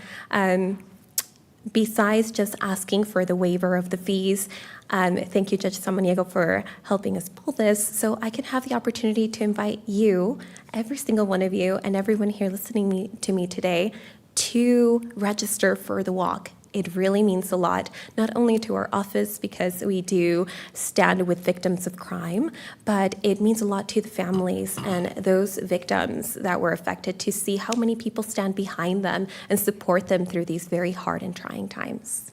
But yes, thank you so much. I'm happy to answer any questions that you might have. It's a very rewarding walk. I mean, it was long, but it was extremely, just the camaraderie, like you said, of individuals. They have their posters with their, whoever the victim was, and just to have people around them, you could tell that healing feels so much better. That people are, like you said, they're supporting their pain and what they had to go through. It used to be from the courthouse, right, at one time, so it's a little less, but it's still a nice walk. But hopefully we get a lot of, especially the county. I mean, we've been talking this morning about how the county knows how to rally. So I hope, just starting off with just the county employees, we'd have a great turnout. And so then we can have the community as well. So thank you. Anything else you want to add? I'm just here for moral support. Okay. But she did a great job. Yes, you did. She's wonderful. Well, thank you very much. We really appreciate that. Thank you. Thank you. We have a motion from Judge Samaniego, a second from Commissioner Coronado. Voting is open. Motion carries. We'll see you there. I'll be there. Thank you so much. Thank you.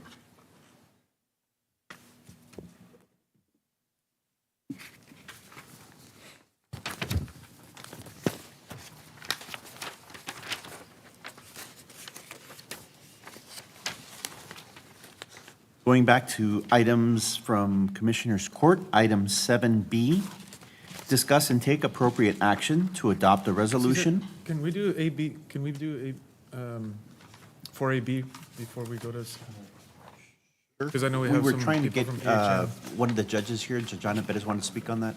Oh, they do? One of the judges wants to speak on it? Okay. Okay, is she available? The item 4AB that I pulled, the jail-based competency restoration. There's some folks from EH, I don't know if they need to get back to work if you're here for this. Okay. Can we? Yeah, please. Sorry, Caesar. Yeah. Item number 4AB from the consent agenda. Approve and authorize the county judge to sign the interlocal agreement between El Paso County and El Paso MHMR, doing business as Emergence Health Network, for jail-based competency restoration, which provides competency restoration services to adults who are deemed incompetent to stand trial from July 1st, 2024, and may be extended for 2 one-year terms. Contract number 2024-0786. Judge and Commissioners, the reason why I pulled the item is not that I have any concerns or issues, but I just wanted to highlight this work that the county and EHN are doing together. You know, there's been for a while now, there's been a lack of funding for state forensic beds to be able to treat folks that are not competent to stand trial because of a mental illness that they have. And you know, we have probably more than 100 people in our jail right now that need competency restoration, and you know, unfortunately, we have to do it ourselves. But I think that you know, it's an important step in the right direction, and so I wanted to highlight the program and just understand a little bit more so the public can understand what this entails and what we're doing to try to remedy this problem. So. I don't know if Crystal, do you want to tell us what you're going to be doing? Yes. Good morning, Thank you. Judge and Commissioners. Crystal Davis, Chief Clinical Officer at Emergence Health Network. Thank you for this opportunity. And as Commissioner Stout illustrated, this is a long-standing issue in our community, and so we're very grateful to the sheriff for engaging in this partnership with us, and for you all to bring this forth. This is a long-standing issue. For years, we have not had enough competency beds in the community. Probably 10 years ago, we had brought forth outpatient competency, which assists for individuals that can be in the community to restore competency, but we still have a large number of individuals in the jail that need those services and are waiting for beds that are not necessarily available here in the community. And it requires the residents of this county to leave the county to go to Vernon State Hospital, North Texas State, or elsewhere in the state to receive those services that they are entitled to. So by having this service here, which will have us provide case management, therapeutic supports, psychiatric supports, as well as an eval, it gives us a 90-day time frame to restore those individuals.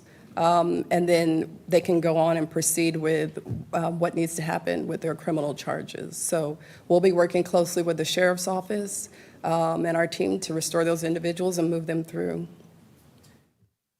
Thank you. Joel, the funding for this, I know that there was some state funding that might have been available. Do you know, is this coming? This is a contract that EHN has with HHSC. And by extension, we're entering into an intralocal so that we agree that we can be, because it's separate from our correctional care contract, so that's why we're having this contract, so that we're all in agreement that we can be present in the facility and provide those services. Yes, sir. Great. I don't know, Judge Perez, did you want to say anything? There you are. Since we made you come all the way down here? Illustrious board member. Commissioner, Judge, Commissioners, good morning. I just ran down here in case Crystal didn't come. But I've been part of the discussion with EHN. I serve as one of your appointed board members to the EHN board. I'm very proud to do so.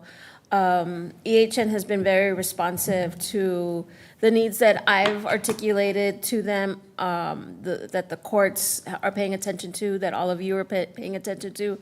In particular, our jail population and those that are sitting there waiting to transfer to another facility has been an issue for the courts to pay attention to. And EHN knows that I think the entire country knows how critical it is to move people who are mentally ill out of the jail into an appropriate facility to get the proper care. And so I just wanted to be here in support of that. And I want to thank all of you for consideration of this agreement, and thank Sheriff Wiles and his administration for recognizing the importance of this as well. Health, and then sometimes, you know, these are the things that really show that our community is interested in making sure we identify and that we do something about mental health challenges. And so I thank all of you for for working on this. And Joel, Michael, thank you. And Judge, of course, all the support that you give our projects. It's such an important component to the work that we've been trying to do in this community to make sure that we're not jailing folks that don't need to be in jail, making sure that people that have mental illness are taken care of. A lot of times jails end up being the largest mental health care facilities, and that's not the way it always should be. But in the light of the lack of sufficient beds, this is an alternative that hopefully will be successful and move this process forward. So thank you all very much. Thank you, Commissioner. Thank you. We have a motion from Commissioner Stout, a second from Commissioner Coronado. The voting is open. Motion carries. Thank you, Crystal. Thank you all. Michael.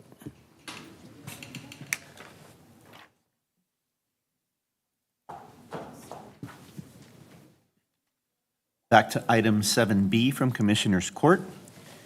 Discuss and take appropriate action to adopt a resolution regarding the county's potential role to sponsor the downtown Deck Plaza project dependent upon favorable terms and take any other appropriate action to support the El Paso MPO's grant application. Opinion number 5600. Eduardo?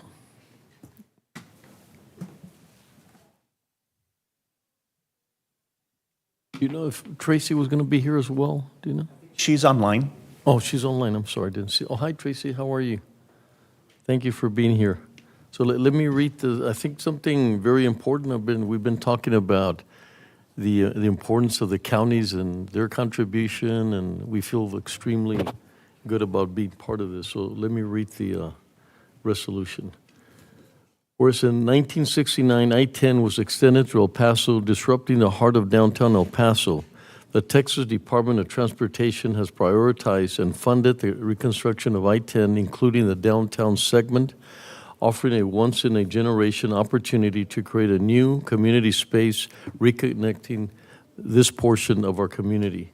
Whereas after several community meetings across El Paso, the El Paso Metropolitan Planning Organization, the Downtown Deck Plaza Foundation, the City of El Paso have partnered to apply for the U.S. Department of Transportation Reconnecting Communities pilot grant program for planning and design of Phase 1 of the Downtown Deck Plaza project. Whereas on August 26, 2024, the County Commissioners Court voted to provide $1 million in match for the Downtown Deck Plaza project and considered the potential opportunities and responsibilities of owning the Downtown Deck Plaza. Whereas the current owner of the eligible facility is the Texas Department of Transportation, who is offering their support for their project through a letter of support.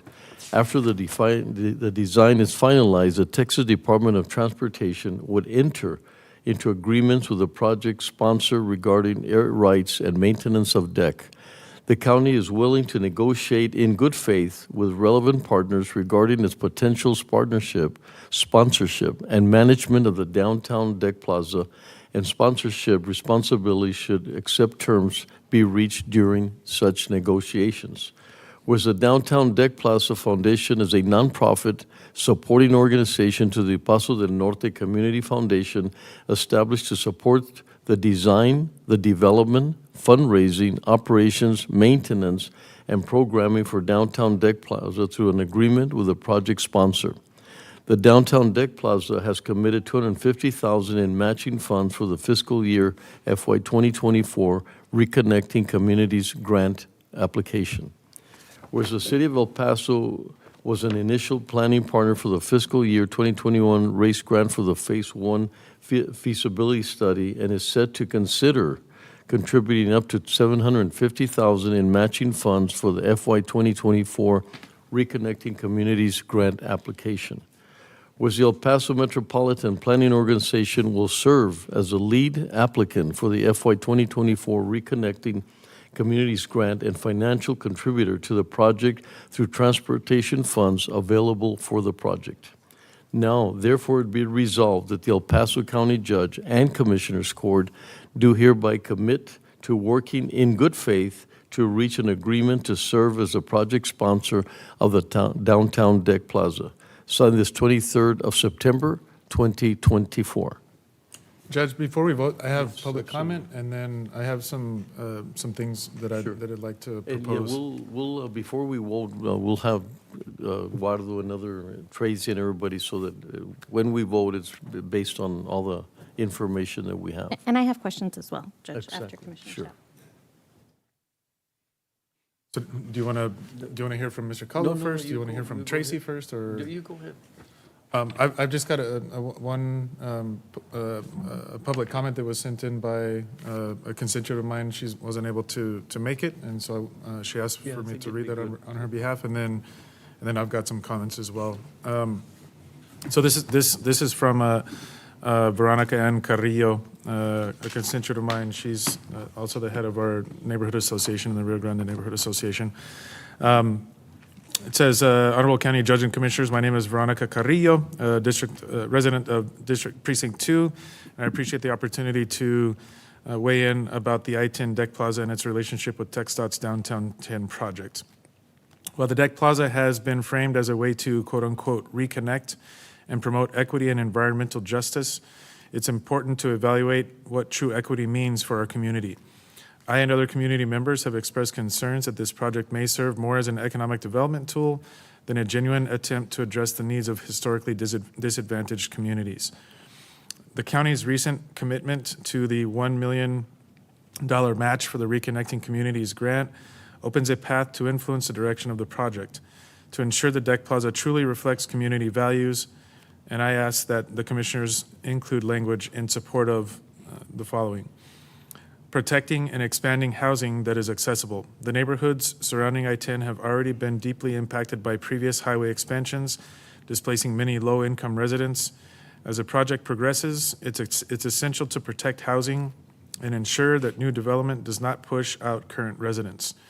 This was emphasized in the Downtown, Uptown, and Surrounding Neighborhoods Master Plan, which calls for equitable development strategies to meet growing housing demands while preventing displacement. Please keep in mind that the annual median household income in the neighborhoods surrounding downtown ranges from $13,000 to $35,000.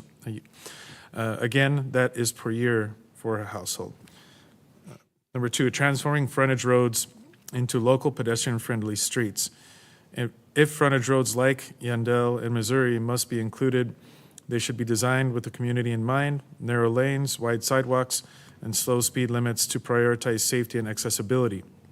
According to the U.S. Census, the neighborhoods surrounding downtown have the lowest rates of car ownership in El Paso. People in these neighborhoods walk or ride the bus to and from work at a higher rate than the rest of El Paso. Number three, mitigating impacts on properties and sight lines. The new overhead ramps planned for both sides of downtown will not only disrupt the visual landscape, but also potentially affect the livability surrounding neighborhoods. Any expansion should minimize property takings and preserve the integrity of these communities. I live half a mile from I-10, and many of my neighbors live much closer. The noise from I-10 is usually so loud that I often avoid spending time in my backyard due to the roar of I-10 traffic. Sometimes I can't even spend the time in my front yard because the air smells like car exhaust. And the last one, recreating north-south connections. It's critical that we restore connectivity between downtown and the surrounding neighborhoods, particularly from Piedras to Copia. The removal of key crossings will only further divide the city if not addressed properly. In closing, I urge the court to consider these community-driven priorities in the language of any agreement and future plans with TxDOT. I humbly ask the court to ensure this project benefits all residents, especially those most impacted by noise, air pollution, and displacement caused by the highway. Thank you for your consideration. Veronica Carrillo. Do you want to hear from Eduardo first before your comment? Yeah. Eduardo, go ahead. Good morning, Judge, Commissioners. My name is Eduardo Calvo. I'm Executive Director of the El Paso MPO. So the item specifically here in front of you is related to the grant application that we are hoping to submit a week from today. The deadline is September 30th.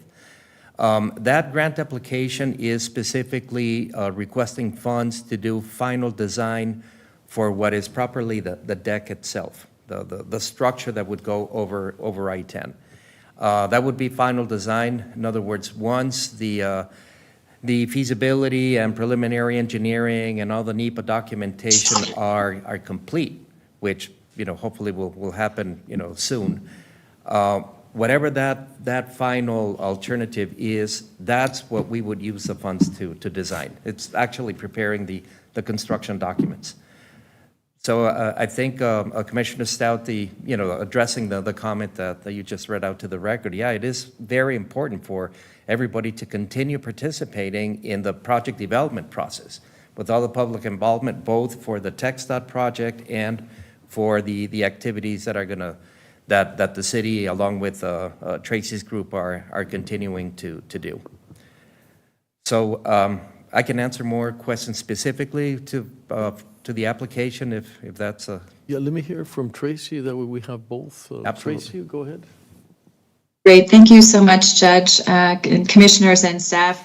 I really appreciate all your work on the resolution. I think it's actually a really great idea and kind of way to provide, kind of show your support and interest, but also give you the time that you need to kind of dive into the information that we still need for you to make the decision to be a project sponsor for this project. I wanted to let you know that we've received the agreements between TxDOT and the City of Dallas for the Southern Gateway project, which we've shared with your staff. And then we have requested the agreements between the City of Dallas and the Southern Gateway Foundation. So you can see what responsibilities you accept as a project sponsor from TxDOT, and then what responsibilities you assign to a partner like the Deck Plaza Foundation to be responsible for operations and maintenance. We also met with HRNA on Friday, and they shared their analysis for revenue that could be generated if you were to create, or someone were to create, a TERS in a quarter-mile area, and how that might contribute to operation and maintenance or investments in housing, however those dollars would, be desired to be used. They are additionally working on a 5-year pro forma, and I know that's one of the critical pieces of information we all want to see. That would be the required revenue and expenses to operate and maintain the park over the first 5-year period. So they said that they should have that in about 6 weeks. And so again, the resolution, like it is, gives us the time to, everyone time to take a look at these numbers and have more information. And then finally, one thing we couldn't address last meeting was the city's interest in participating potentially with matching funds to support the application, which is really great news. And then also the formal letter of support from TxDOT as the owner. So it takes that kind of ownership question, or it answers that ownership question for the application itself, and then the county potentially becoming a project sponsor at a future date. And those timelines, information, of course, again, the resolution gives us time to work that all out. I just want to close by thanking you all again, Eduardo and his team, Joaquin Rodriguez and Omar Martinez of the city for their collaboration and support. And Omar is also supporting with some of the grant writing efforts that he's so good at. So I'm here to answer any questions. And again, just thank you for your consideration today. Tracy or Eduardo, could you talk a little bit more? I know we've mentioned sort of the scope of the design, like what does it cover? I mean, we hear a lot about people wanting certain things that they'd like to see. Does the design does it cover some of those areas to be able to get that information? I think Tracy, you want to talk a little bit about? Sure, I'm happy to answer that. So. The project right now is estimated to cost $207 million for the 8.5 acres that span from Santa Fe to Kansas. And what this enables, what this application would enable, would be the design of the deck structure itself, not the amenities and everything on top. So we need to look for future resources to be able to do that component, which is so important.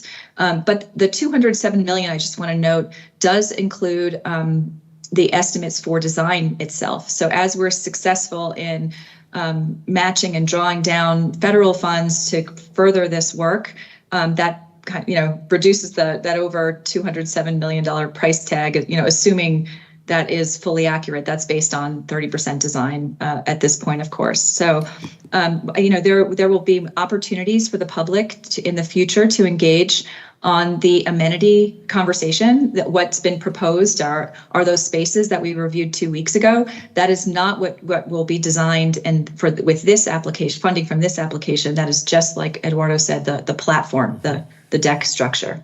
Okay, thank you. And to complement what Tracy just said, the $10 million that we are requesting for this grant is, we feel, a pretty good estimate based on the construction cost for the deck itself, not what goes over it. So that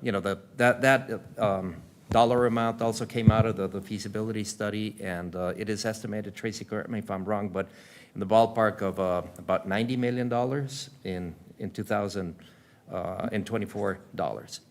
So, more or less around 8 to 10, 12% of that. So we feel comfortable with a $10 million figure. But again, this is just for the structural elements of the deck itself.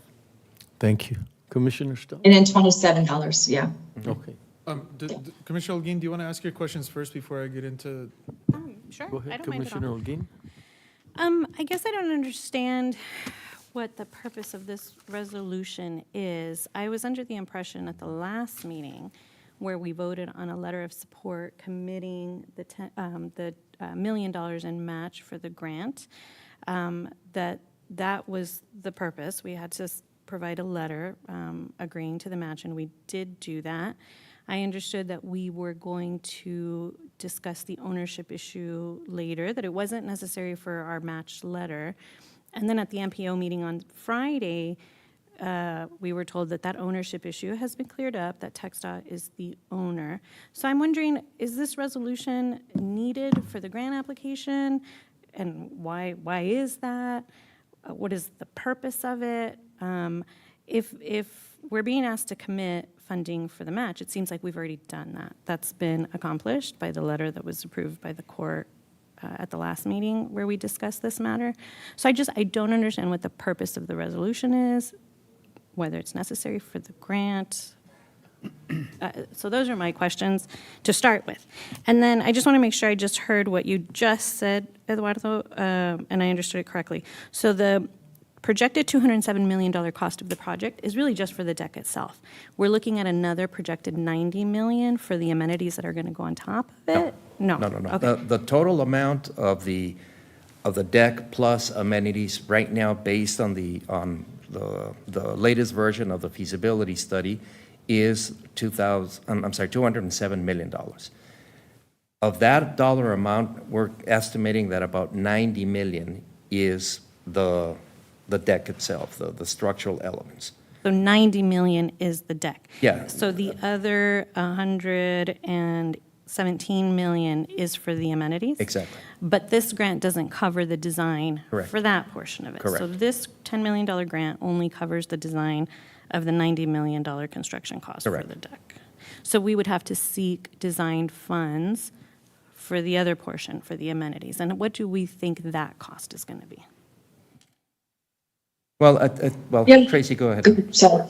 Yeah, no, I think we estimate that it would be about the same, of another $10 million to prepare the construction documents for all the amenities, the park elements that would go on top. Okay. And we've begun to identify funding sources for projects like these, both federally and statewide. Okay. Now, what about so I'm not sure who can answer Yes. or maybe Judge, you can answer this. My initial questions about the purpose of the resolution, to me, it personally seems very premature. So I'm just trying to understand what the purpose, what the necessity is, why this resolution wasn't included the last time we had these discussions. I don't understand the difference, or why we're doing this today, when we've already agreed to the $1 million. From my part, it's really to get the community to understand that sometimes they're looking at a very narrow. I think we have a lot of things that we have to do, and we want to express that to the community as the involvement. I personally feel that the county can take a major role. If we're going to put up $1 million, we want to be part. We went from calling it ownership to sponsorship, and I think that's a big change. There was some confusion there. But I think that, I think we do things very well in the county. I think we're very meticulous about things, and putting up $1 million and stepping away from it and saying, well, let somebody else manage it. I feel personally uncomfortable to do that, and I want to make sure, I want to bid and be able to compete of saying, we want to be that sponsor. And I know there's some confusion about the maintenance and all that, but I think it's been cleared up by Tracy that we become the sponsor of the program, but the management, all the things that come afterwards, we do have, Tracy talked a lot about that, as them taking over for that. So that takes away that level of responsibility. But I think more is for the county to step up and say, I think we're the right government entity to manage it and feel comfortable that if we put those $1 million that we want to be at that table and look at the creative components of that, make sure that we look at the environmental, make sure that we look at, are we really connecting communities? Are we really, all the conversations that we've had here, I want to make sure that somebody else doesn't take the lead on that. Because I feel strongly that it's our lane when it comes to pollution, when it comes to unity of communities. It's our lane, and so that's the reason for the resolution, is to put it out there to say we still have a lot to do, we still have a lot of questions that need to be answered, but we want to make sure that the community understands, what is it that we're doing with $1 million and finding the other match for the total of the $10 million. So that was my, idea or objective, to make sure that we put it out there completely, and that we do show, as the county, in my behalf, we haven't voted or anything yet, or I haven't heard from others, but I do want to, I want a shot at that, being able to manage it and being the sponsor to this. I think, other than Tornillo that we're waiting for kind of thing, this is big for the county. If we take on this initiative and we do it the way we've done other things, like other projects and how we involve the community, I think we're the right entity to be able to be that sponsor. So that was the reason behind that. So the resolution is not required for submission of the grant. It's more to provide information to the public? Mm-hmm. Okay. Well, I'm going to tell you, Judge, I am not comfortable at this point making these types of commitments. I know Tracy mentioned that she's received a copy of the reports and the contracts for the similar park in Dallas, but we haven't received those. They weren't in the backup. I saw the letter, our final letter for the commitment of the $1 million, and then I saw, of course, the letter from TxDOT and the resolution, but these other reports that are going to really tell us what our responsibilities are, they're not here. We don't have those. Much less do we have the financial figures that come attached with those. So I don't feel like we are in a position to make these types of commitments. Of course, the negotiating in good faith, of course, we do that every time we consider anything. So it's almost a little bit, I don't know, I feel like someone is accusing us of not wanting to negotiate in good faith, because of course we will, but once we have all of that information in front of us, and I just don't think we have that. So to me, this is very premature. Well, I think we've talked a lot about that we're not signing a death warrant here, like everything's like, if we were committed, we still have that opportunity to negotiate things that we don't want to be part of it. But my biggest question is, knowing how we work, knowing how strong we are as a commissioner's court, do we want to give that to somebody else? I mean, that's my question. Are we okay saying, well, we don't want to sort of get involved in this and we don't want that responsibility? Who's out there that we can count on? We've already given $1 million.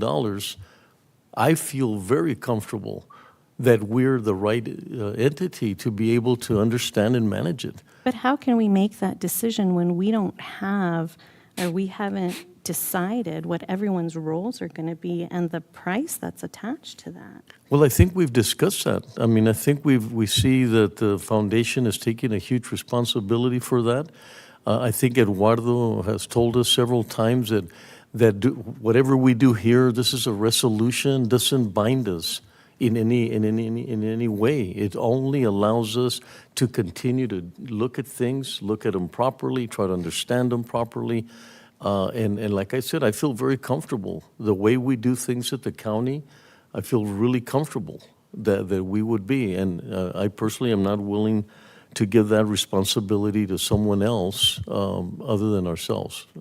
We're the ones probably ending up putting the biggest, the lion's share of 1 million versus the city's putting less money than we are. And we came to the table. Now I want to be part of that follow up on that, putting $1 million. I'm not just going to put those $1 million and step away from it. I want to make sure that we get involved, and I think being a sponsor is a huge component of that, and that makes us a lead into that. Yes, we need to find out more information. Yes, we need to know who's responsible, but a resolution is not saying anything other. It's not binding, and all we're saying is we're very interested in participating to this extent. So I don't know, Eduardo, you were going to comment? Yeah, definitely. I mean, this discussion obviously is, I have, as a wearing my MPO hat, that's up to you all. But I do want to make sure that we're on the same page. Commissioner, I mean, you were there at the meeting at the Transportation Policy Board of the MPO last Friday, and I want to make sure that I communicate to the court the same information that we communicate, even though it's still, we don't have 100% of all the answers to the questions. But on the question of ownership, that when we were here last month, it was a little bit fuzzy, but now it's been clarified, right? So I'm glad that we're talking about project sponsorship, because the owner of the project will continue being TxDOT. They're currently the owners of I-10, and then anything you build on top of it, because it's TxDOT right away and all that, technically they are still the owners of them. Now, they're not interested in building decks, right? So somebody else has to take over the responsibilities, and that's where the sponsorship comes in. So the project sponsor, it's almost as if you're the owner. I mean, you are on the hook for whatever you're You're responsible for it, exactly, ultimately. Exactly right. Now, in the agreements that Tracy was referring to that we've seen for the projects in Dallas, those agreements are between the project sponsor and TxDOT. The multiple use agreements, maintenance agreements, air rights agreements, and so on. But those are, we still, are very far away from executing those agreements. We need to know exactly what we're getting into and the cost and what's going to be on top, so that, you can work on those maintenance agreements. And so that would be between TxDOT and the sponsor, right? Now, there's another set of agreements, and Tracy, jump in if I'm misquoting anything. The second set of agreements are between the project sponsor and the foundation that will ultimately be operating and maintaining and running the show, right? So those sets of agreements still need to be in place, right? But we're not ready to execute those agreements yet. What I do think is that this resolution or letter helps the application, because again, in the notice of funding opportunity for this grant, it clearly states that you score higher if you show partnerships, right? And I think this is an amazing opportunity really to show the partnership. With just happens now that the MPO is the lead applicant, but we can't do it without the financial support for the match from the county. And the city of El Paso is bringing that or discussing that at tomorrow's city council meeting. So we really hope that we get a positive result from that. And also the rest of the match coming from the private sector. So showing that partnership and that willingness, in this case for the county, to be a sponsor. You know, you're not signing agreements or contracts yet, but showing that willingness, I think, is, you know, strengthens the application. Well, I think the fact that we committed to giving $1 million for the match shows that the county wants to be involved in the project, that shows that cooperation and collaboration that you're talking about. I just don't see what the purpose of the resolution is if it's not required. We already have the ownership issue determined. And frankly, I just don't think we're ready to make these types of commitments without having more of an idea financially what that's going to commit the county to. Commissioner Stout and then Commissioner Coronado.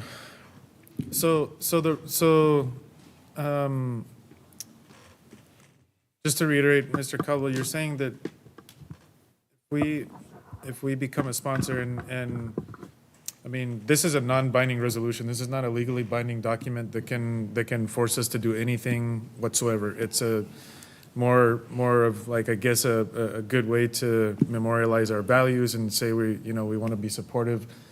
But I mean, we're also putting ourselves on the record and saying that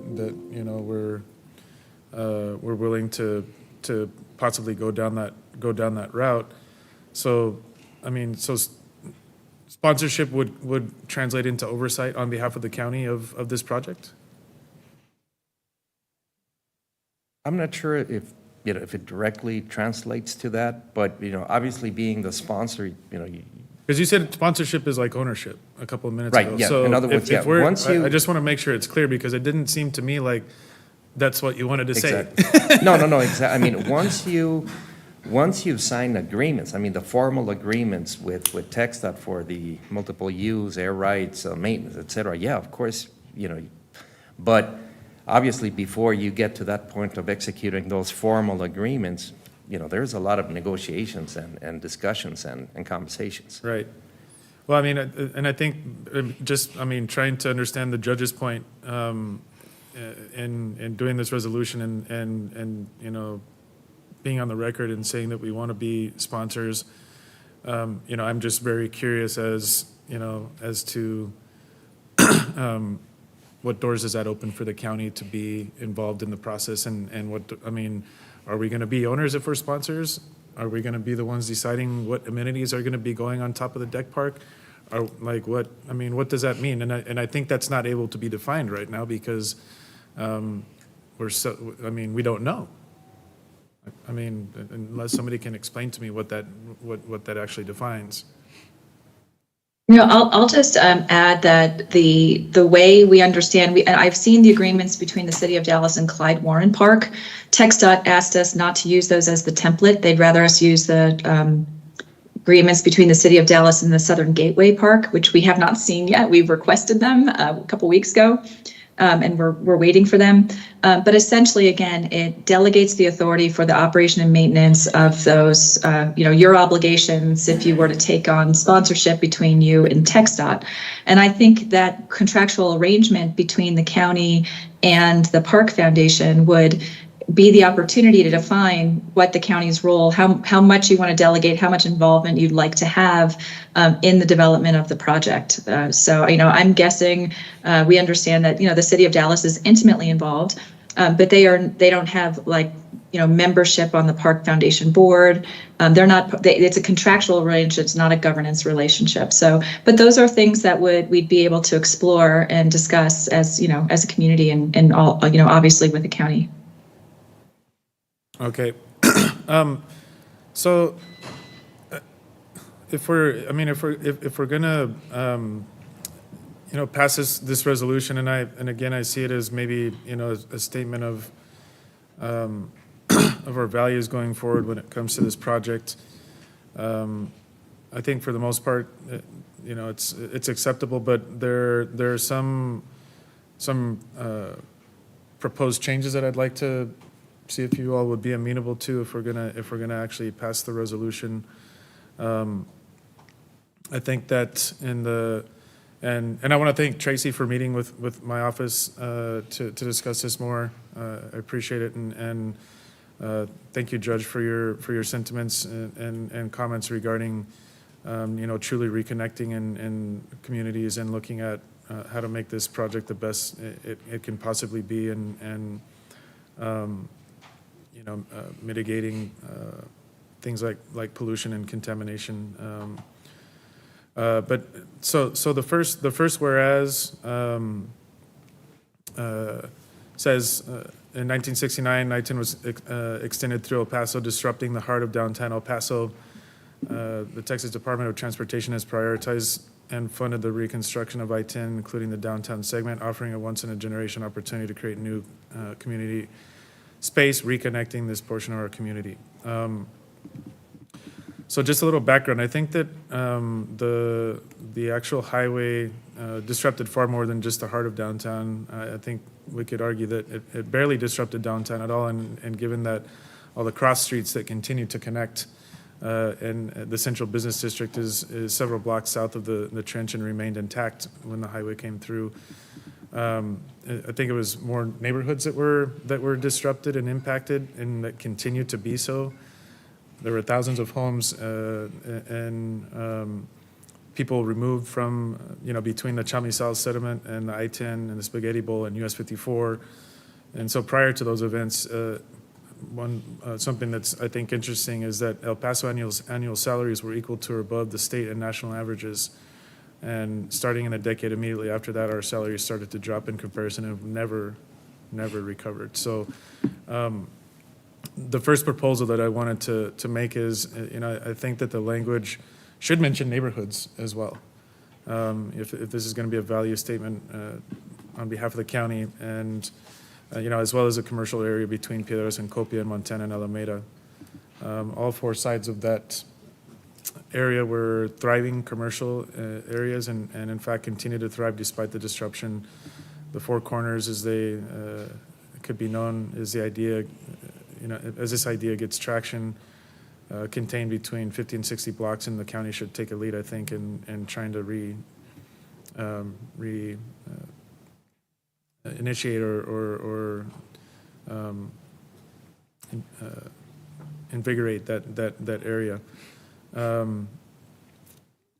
I don't think the deck park alone is going to be enough to do that. Commissioner, can you clarify what you just said?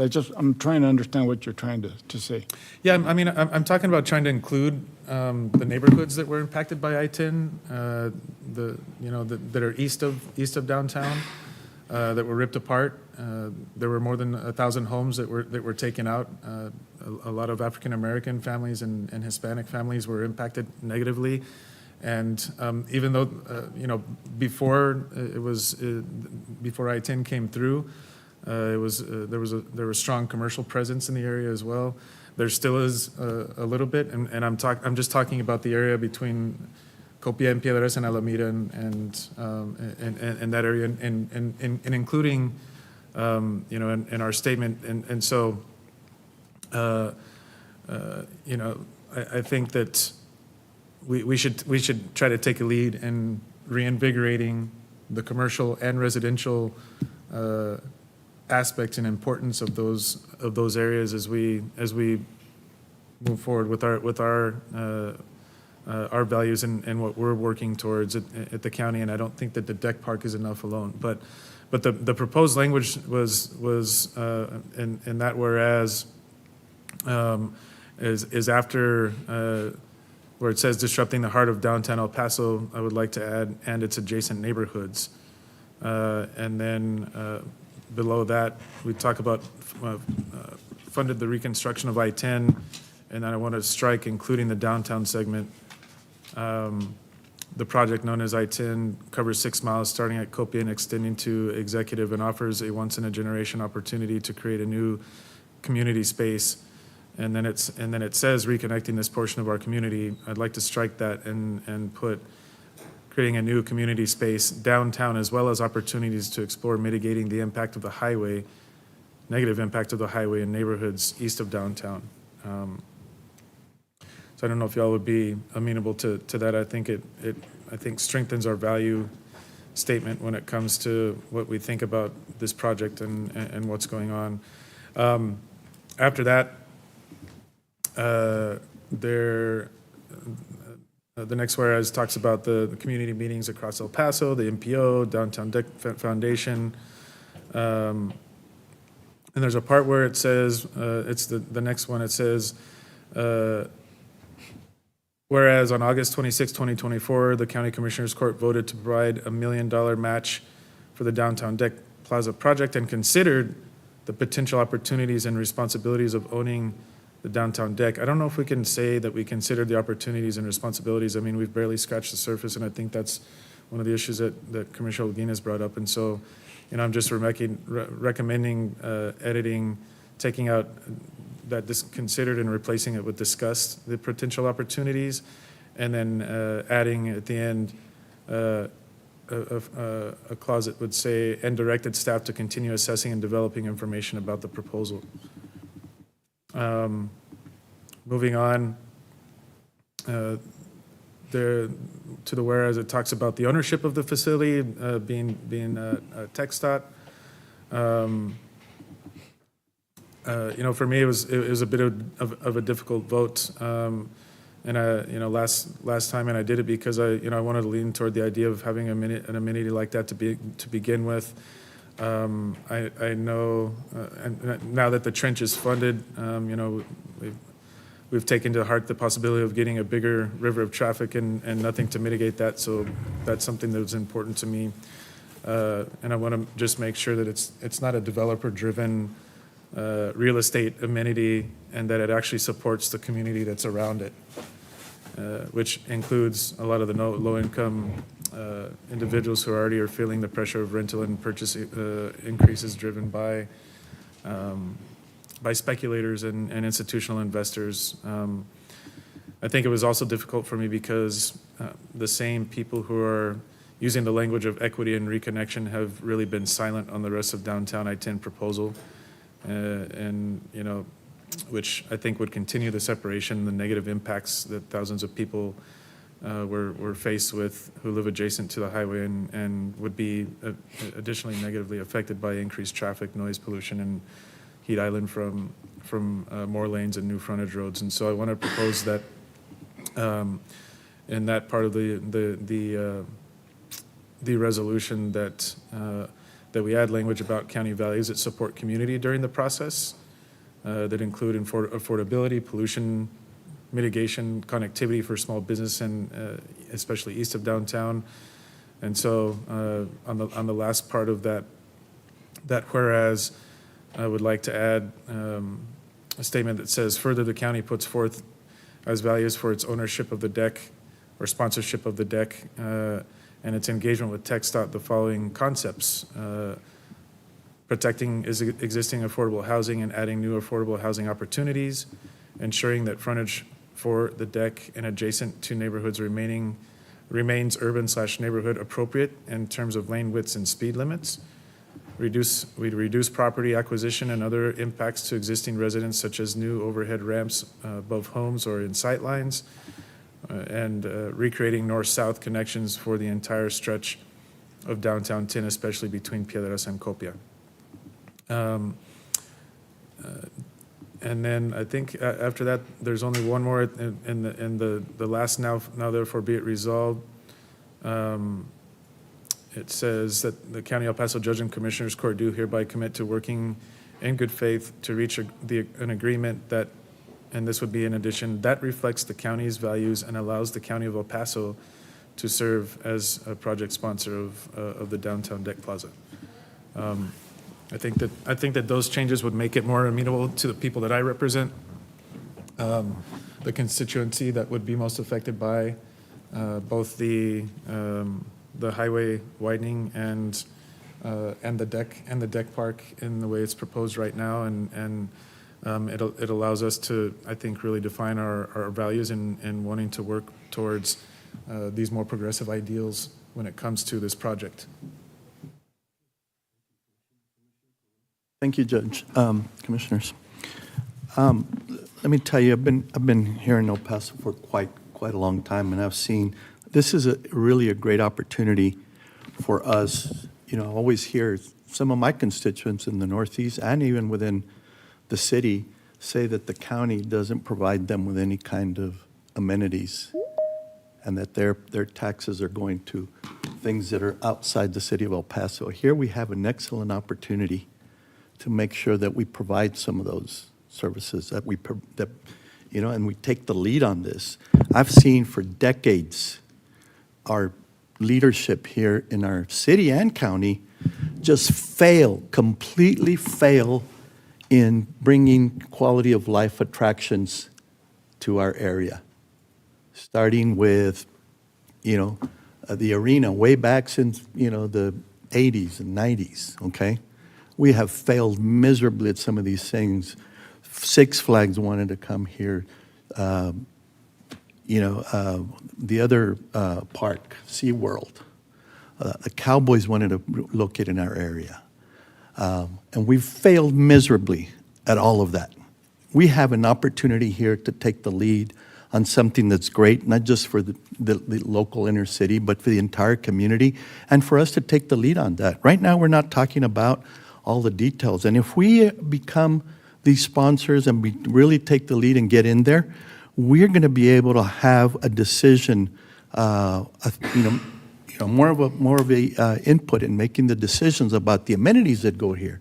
We're just talking about the deck right now, but these amenities, I think, are going to be a great thing for the entire community, not just downtown, the entire county.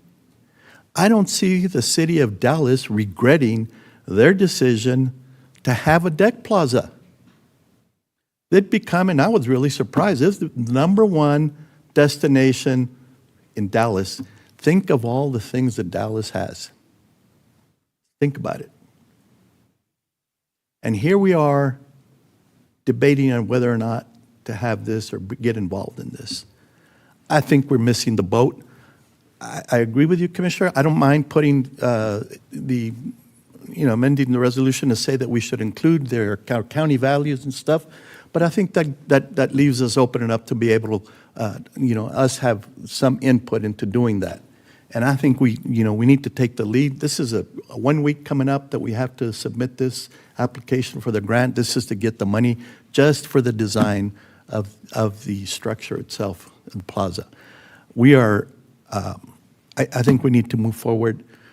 We've lost enough big quality of life amenities in our community, and it's time we take the lead. It's time we show the community of the county that we're willing to do that and not fail miserably like we've done in the decades past.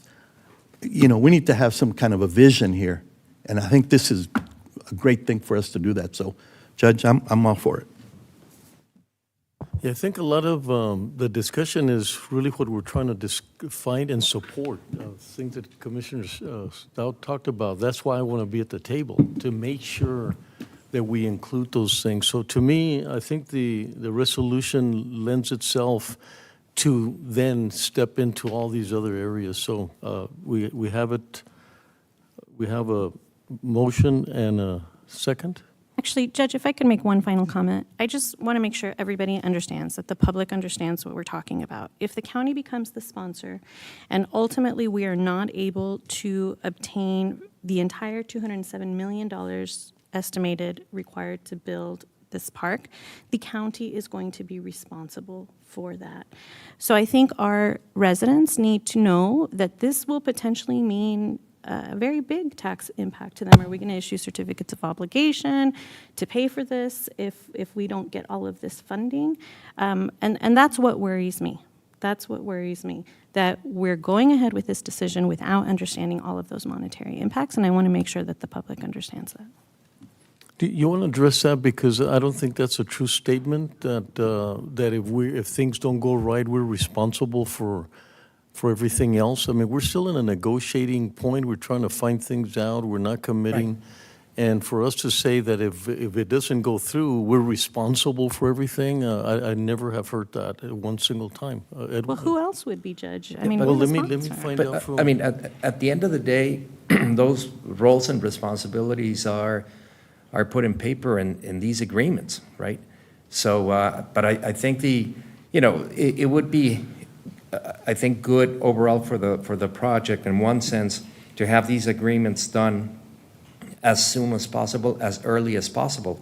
However, I don't think the county or the city or anybody else is going to sign an agreement without having a lot more information and Exactly. and what you're getting into. And whether or not we're capable Well, of exactly. supporting it So financially. what is good now in terms of the timeline, let me talk a little bit about the schedules and the timeline. Specifically for this grant, the program, well, the deadline to submit the applications is September 30th, next week. But based on the guidance that we got back from USDOT, they're going to be announcing the selections maybe late this calendar year or early next year. Let's say it's January, right? And then they told us they estimate having about 6-7 months to do all the paperwork, all the agreements and all that between the MPO in this case and USDOT for the grant. So we wouldn't be ready to start actually designing until, let's say, optimistically the summer, maybe June, July of next year. So the good thing of that is that it gives us a lot of time between now and then to have more information about what the deck is, Exactly. right? So, and not just for the design, but also for the construction cost. I mean, right now, a big question is, well, it's, even if we're just talking the deck, which is about, let's say, $100 million, we don't have any money identified for that. Well, we need to, get moving and identify those sources, right? So that, there is you're never going to be 100%, assured of anything, right? But your level of comfort increases substantially so that you are, comfortable in signing these agreements. I mean, there's still a lot of work, a lot of things that we need to do collectively. But what I cannot stress more is how important it is to do this together as a partnership.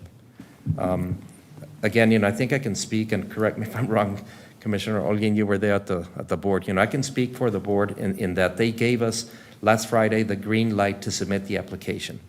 And, we had a lot of the similar discussions on Friday, so I feel comfortable saying this, but it is so important to show the partnerships and that, we have multiple, groups working together to get this done, because it is a huge project. It's a, I think it is one of the biggest projects that this region is getting involved in, but no one entity can do it alone. Mm-hmm. So the partnerships and working together and all of the concerns that Commissioner Stout you have expressed and so on, bring him in. There is still time to do it, but we need to work fast. Yeah, and agreeing to submit a grant application, Eduardo, to me is very, very different than ultimately taking responsibility to sponsor a $207 million project. That's my point. Okay, thank you. Call the vote, please. So are we not adding we're not accepting the amended language? Well, I think that because of his deadline, I think it lends itself to everything that you've said. It doesn't. I wanted to, I mean, I wouldn't have spent the last 20 minutes going through that. I understand. If I thought that that's what it said, because it's not what it says. I mean, we should talk about the adjacent neighborhoods. We should talk about mitigating the negative impacts of the highway. I mean, Commissioner, if we included everything that you've said and everything that we can't say, you'd have 10-page resolution. no, it's No, one I mean, line and three there's whereas, other- Judge. But there's other people saying that other things should be added. And what I'm saying is that just give us the opportunity to say, hey, we want to move forward, and then all the things that we want on a personal level, that's why we want the sponsorship. Because everything we say here is really not going to mean as much as the fact that we are at the table and that we do support. I mean, what you've said is extremely important to me as well. But I think we have a deadline, and I just want to commit that to that deadline before anything else. So anyway. So I mean, I'm really disappointed, Judge, that you won't let us make these additional statements in your motion. I mean, if this is non-binding, including the deck foundation, what if they don't like what we're trying to talk here, put in here? They could just walk away from us. it doesn't bind us, but I think that, it's better to have it in writing in a resolution, the statement of those values. I mean, are we against protecting against, making sure that there's affordable housing? Are we against ensuring that frontage roads for the decks are appropriate for urban neighborhoods? I mean, I can send the proposed changes. It's not 10 pages. Well, Judge, go ahead. Commissioner Stout, I'm in agreement with what you said. I mean, I agree with that. Insofar as taking time out and redoing the resolution, if that's not broad enough to cover everything you mentioned, I think as we move forward, there's going to be plenty of opportunities to add these because I think you've got the votes backing what you just said. I am concerned before I vote, though, Commissioner Holguin, you made a statement that we would be on the hook if some eventualities don't occur. And I'm curious because I'm about to vote on this. Where did you get that information? Well, I mean, but it's only logical, Commissioner. Who else would be? If we are the sponsor, which equates practically to ownership, according to what Eduardo told us, who else would be responsible for that? Even if we apply for grants, what if we don't get all 207 million in grants? Who else would be? I mean, the city clearly is not interested in ownership, otherwise we wouldn't be having this discussion. So who else would it be? The foundation has said that they'll take on the maintenance, okay, but ultimately, if we are the sponsors, this is our project for all practical purposes, who else would be responsible for coming up with shortfalls? Okay, no, thank you. I thought it had come up in a meeting where there was factual information given to us to make a better decision. But as we are in the preliminary stages, I feel very confident that we can make those changes, because I do feel like Commissioner Stott feels, but I think we are at a point where we're just dating right now, and we can make some changes. So I am ready to vote. I just heard that. I can send the amendment to. Because there is a possibility. I was just worried that we couldn't vote, but I just got information that we could vote on it and then include your edits at this time. But Yes. I thought we'd have to vote No, the following Monday. we can amend, I can send the language to our attorneys right now, and that will Okay. be reflected Yeah, in the I was worried resolution. about the time frame that we'd have to vote next Monday. Oh, right, you could still, right, if the But we could motion vote it today, right, with- if you change your motion to adopt with the revisions as Commissioner Stout has stated on the With record the today. additional. Yes, sir, okay. I can work with your office to make the edits, and it would obviously be within the scope of what the Commissioner shared today, and we could Oh, sign perfect. it. Yes, Okay, I sir. was just worried that we couldn't vote until, okay. Then your edits will be included? So you're amending your motion to include the edits that I asked for? Okay, thank you, Judge, thank you. Go ahead, Cesar. Commissioner Coronado, you're okay with that as well? Yes, I'm You okay with seconded it? Okay. So this is for the motion with the edits that were read in by Commissioner Stout. Voting is open. The motion carries. Commissioner Holguin votes no. Thank you. Thank you, Eduardo. Tracy. Thank you. Joaquin. Joaquin, thank you. Eduardo? Tracy? We're going to take a lunch. Yes, sir. Commissioners' Court will recess for 1 hour. It is 12:26.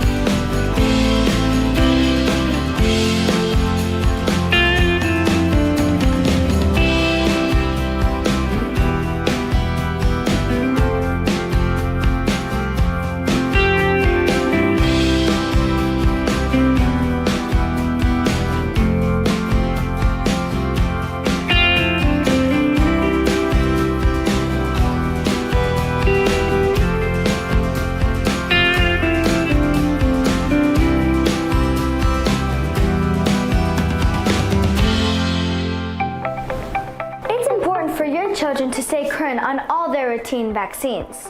Also, children 5 and older are not eligible for the COVID-19 vaccine. I am current on all my vaccines, and I also get the COVID vaccine so I and my loved ones can be protected. You and your kid should get the vaccine too, and if you've already gotten the vaccine, you should get your booster. For your child's routine vaccines, visit ephealth.com. We know how much you love your children, so remember, don't hesitate, vaccinate. Es importante que sus hijos tengan todas sus vacunas. Además de las vacunas rutinas, los niños mayores de 5 años ahora son elegibles para la vacuna de COVID-19. La vacuna COVID-19 es gratis. Para las vacunas rutinas de sus hijos, visite ephealth.com. Sabemos cuánto amas a tus hijos, así que recuerda, no lo dudes, vacúnate.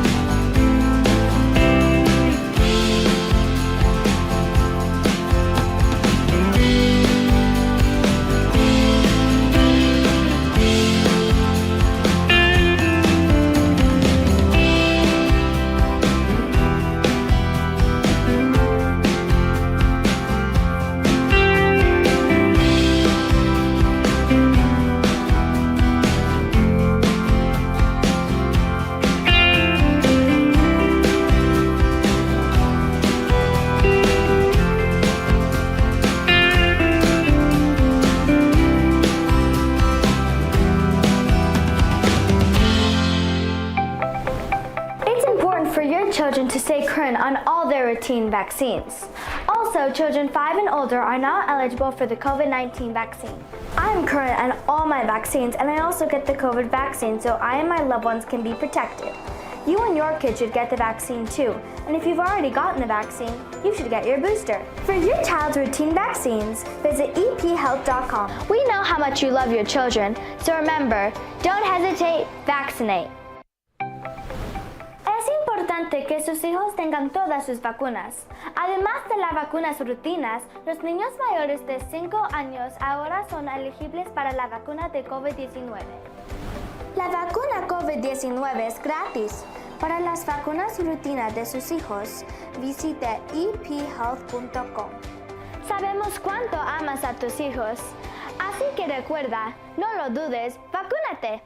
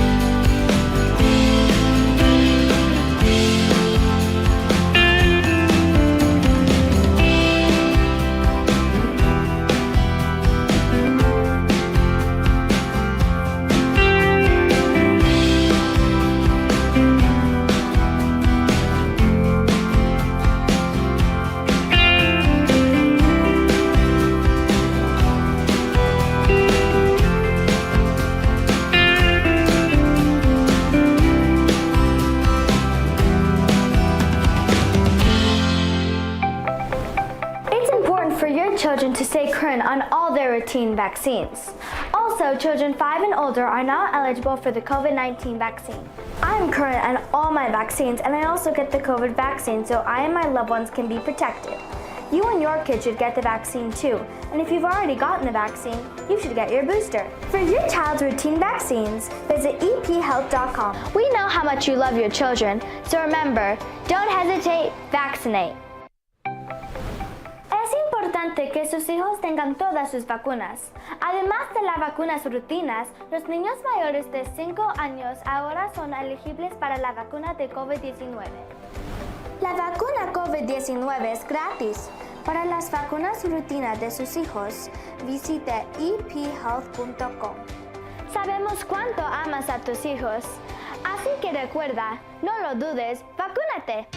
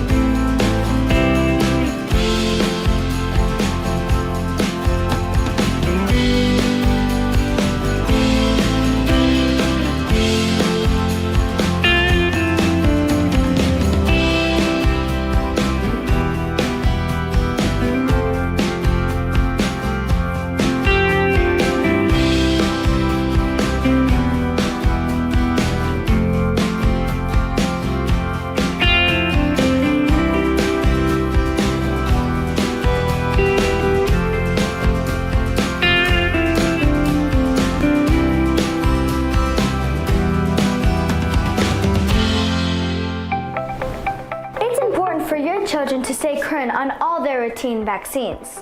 Also, children 5 and older are now eligible for the COVID-19 vaccine. I am current on all my vaccines, and I also get the COVID vaccine so I and my loved ones can be protected. You and your kid should get the vaccine too, and if you've already gotten the vaccine, you should get your booster. For your child's routine vaccines, visit ephealth.com. We know how much you love your children, so remember, don't hesitate, vaccinate. Es importante que sus hijos tengan todas sus vacunas. Además de las vacunas rutinas, los niños mayores de 5 años ahora son elegibles para la vacuna de COVID-19. La vacuna COVID-19 es gratis. Para las vacunas rutinas de sus hijos, visite ephealth.com. Sabemos cuánto amas a tus hijos, así que recuerda, no lo dudes, vacúnate.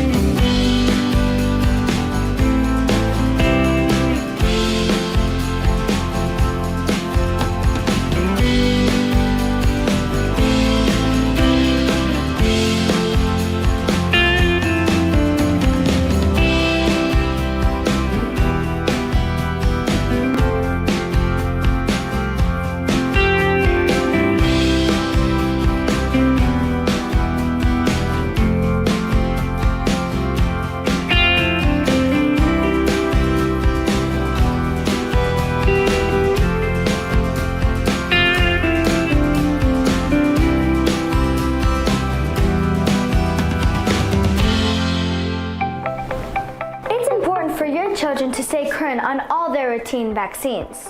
Also, children 5 and older are now eligible for the COVID-19 vaccine.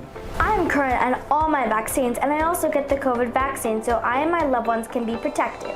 You and your kid should get the vaccine too, and if you've already gotten the vaccine, you should get your booster. For your child's routine vaccines, visit ephealth.com. We know how much you love your children, so remember, don't hesitate, vaccinate. Es importante que sus hijos tengan todas sus vacunas. Además de las vacunas rutinas, los niños mayores de 5 años ahora son elegibles para la vacuna de COVID-19. La vacuna COVID-19 es gratis. Para las vacunas rutinas de sus hijos, visite ephealth.com. Sabemos cuánto amas a tus hijos, así que recuerda, no lo dudes, vacúnate.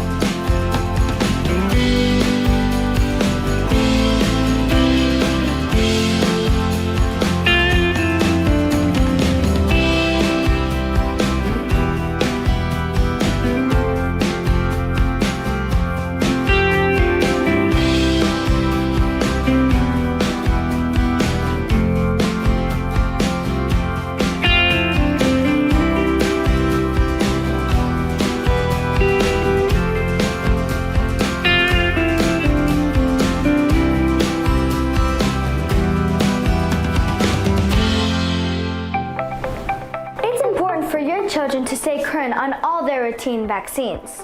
Also, children 5 and older are now eligible for the COVID-19 vaccine. I'm current on all my vaccines, and I also get the COVID vaccine so I and my loved ones can be protected. You and your kid should get the vaccine too, and if you've already gotten the vaccine, you should get your booster. For your child's routine vaccines, visit ephealth.com. We know how much you love your children, so remember, don't hesitate, vaccinate. Es importante que sus hijos tengan todas sus vacunas. Además de las vacunas rutinas, los niños mayores de 5 años ahora son elegibles para la vacuna de COVID-19. La vacuna COVID-19 es gratis. Para las vacunas rutinas de sus hijos, visite ephealth.com. Sabemos cuánto amas a tus hijos, así que recuerda, no lo dudes, vacúnate.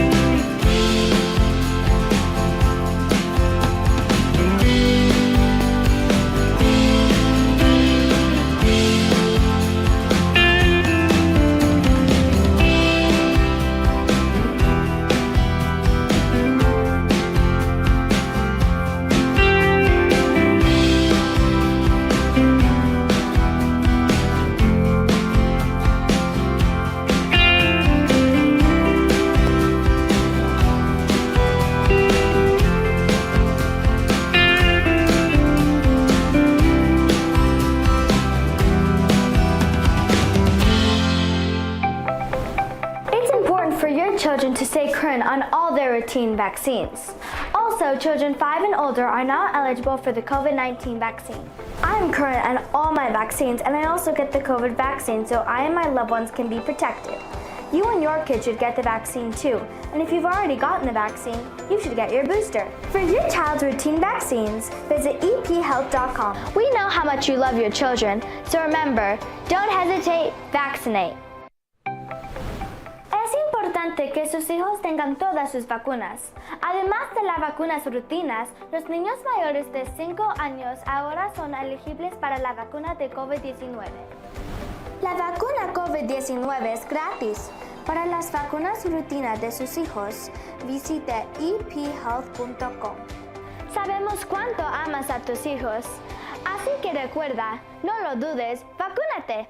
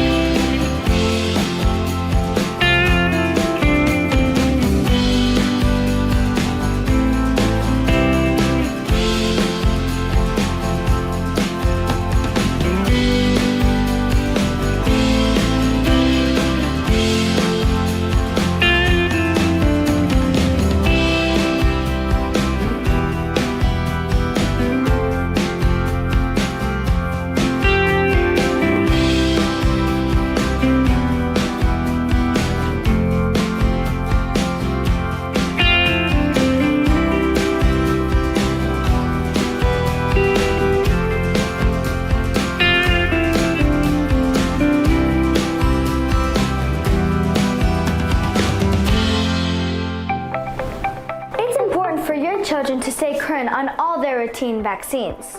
Also, children 5 and older are now eligible for the COVID-19 vaccine. I'm current on all my vaccines, and I also get the COVID vaccine so I and my loved ones can be protected.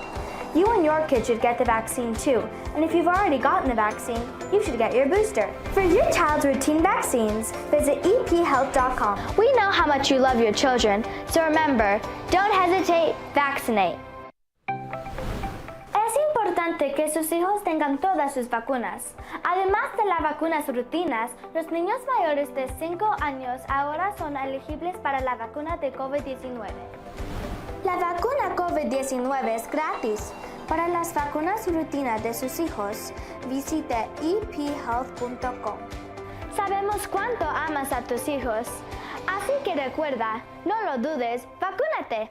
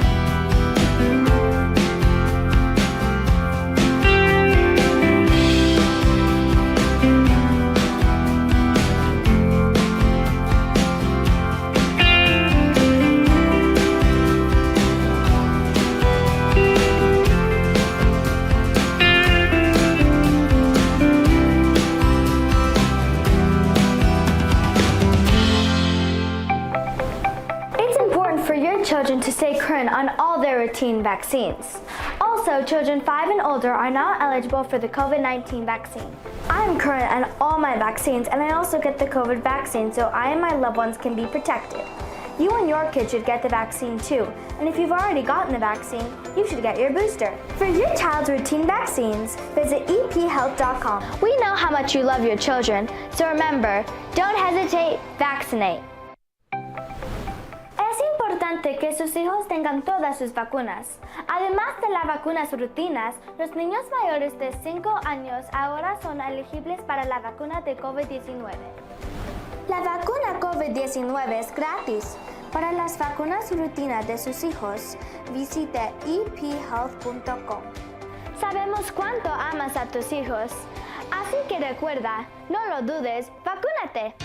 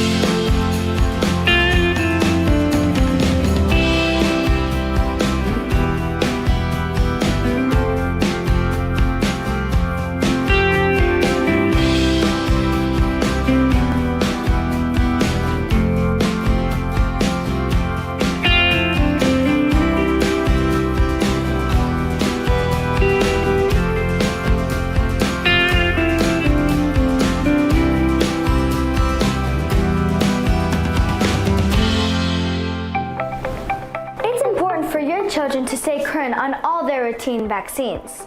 Also, children 5 and older are now eligible for the COVID-19 vaccine. I am current on all my vaccines, and I also get the COVID vaccine so I and my loved ones can be protected. You and your kid should get the vaccine too, and if you've already gotten the vaccine, you should get your booster. For your child's routine vaccines, visit ephealth.com. We know how much you love your children, so remember, don't hesitate, vaccinate. Es importante que sus hijos tengan todas sus vacunas. Además de las vacunas rutinas, los niños mayores de 5 años ahora son elegibles para la vacuna de COVID-19. La vacuna COVID-19 es gratis.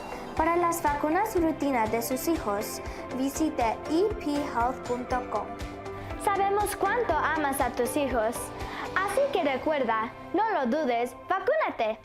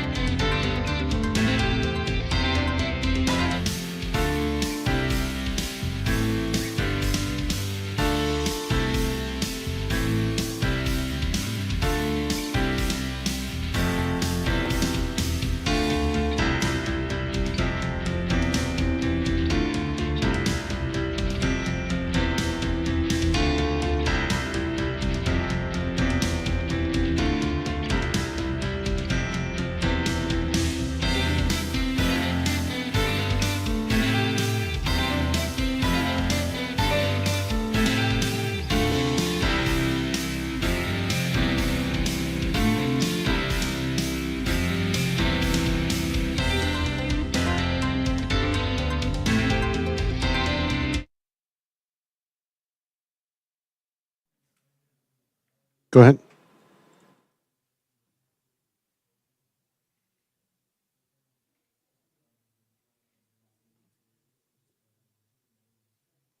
Good afternoon. Commissioners Court has reconvened into regular open session.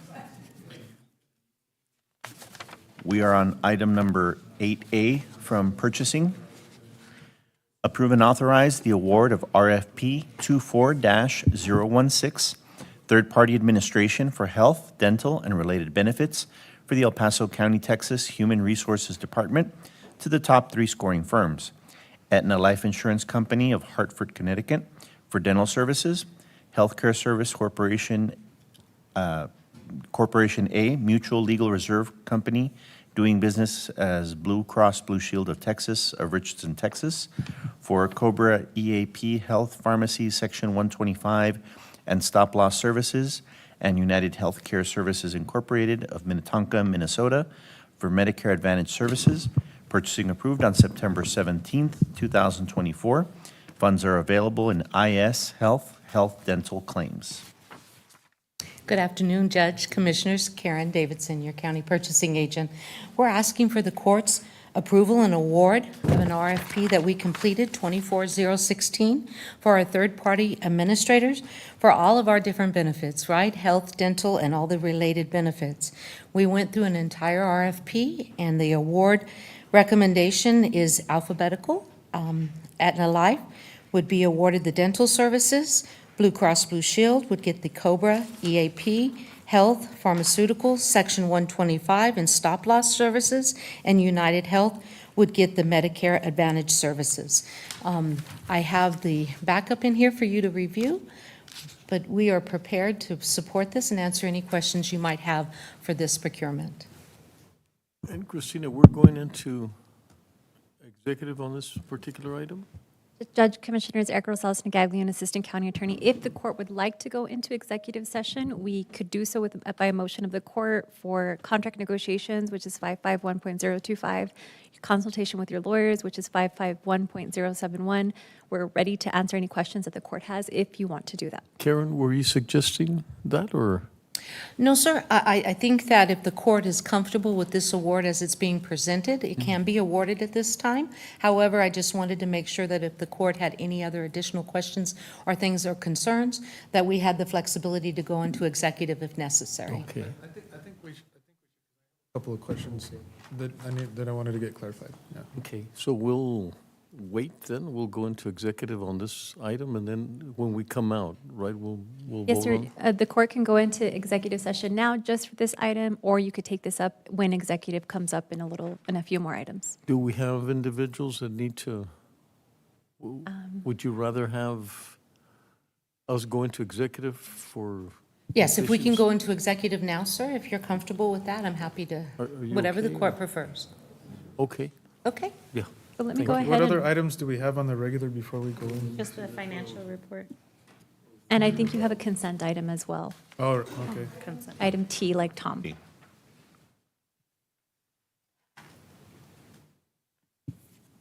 That's fine.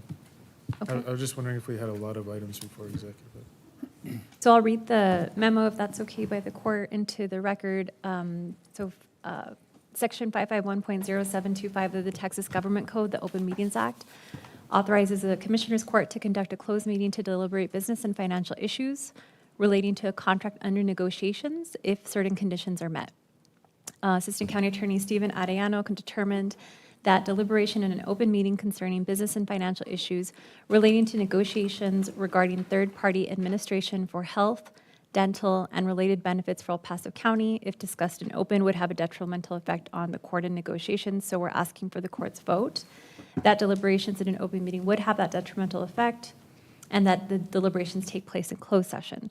I would further request that Commissioners Court direct the clerk to ensure that all proceedings in closed session be recorded. A copy of the memo has been filed with the clerk's representative. In addition to 551.0725, we also ask that your motion include 551.071. That's consultation with your legal advisor. We do have a motion from Judge Samaniego and a second from Commissioner Stout. Voting is open. Motion carries.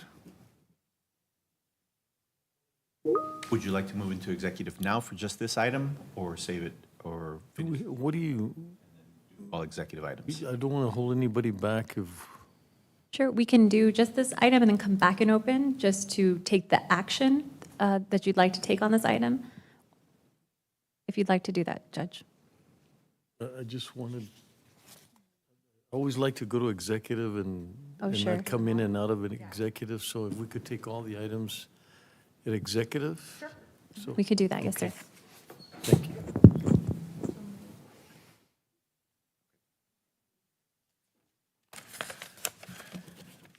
So at this time, Commissioners Court will recess into executive session to discuss. You wanted to item- take the other items, Cesar. Sorry? All executive? Yeah. Yes, for everything, for all items. Commissioners Court will recess into executive session to discuss items 8A, as well as items 10A through 10F pursuant to Texas Government Code Section 551.071, 551.076, 551.074, and 551.0725. Commissioners Court will reconvene to take official action. It is 1:50 p.m.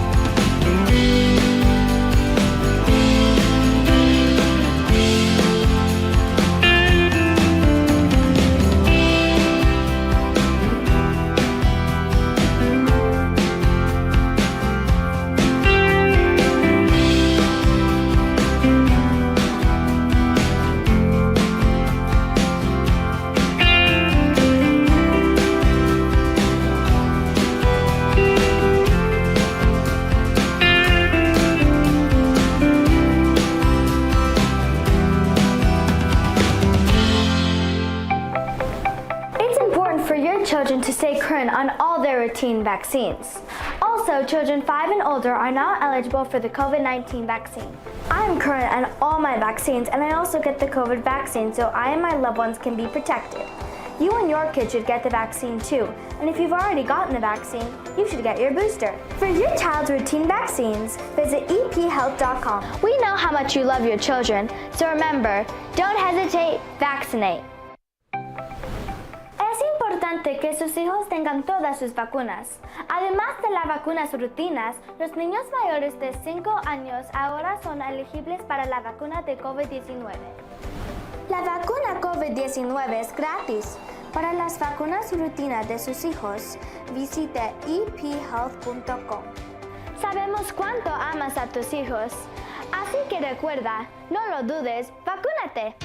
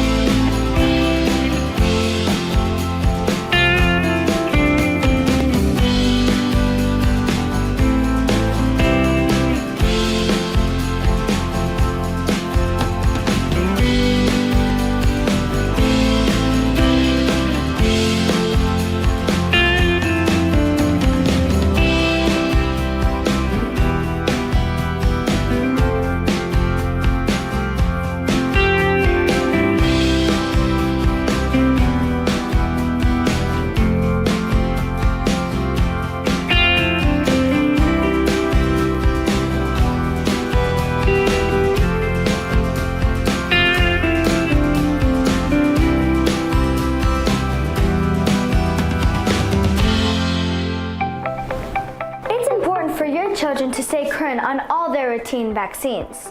Also, children 5 and older are now eligible for the COVID-19 vaccine. I'm current on all my vaccines, and I also get the COVID vaccine so I and my loved ones can be protected.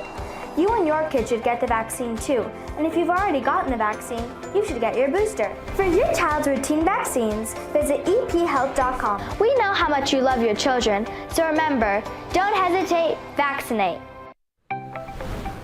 Es importante que sus hijos tengan todas sus vacunas. Además de las vacunas rutinas, los niños mayores de 5 años ahora son elegibles para la vacuna de COVID-19.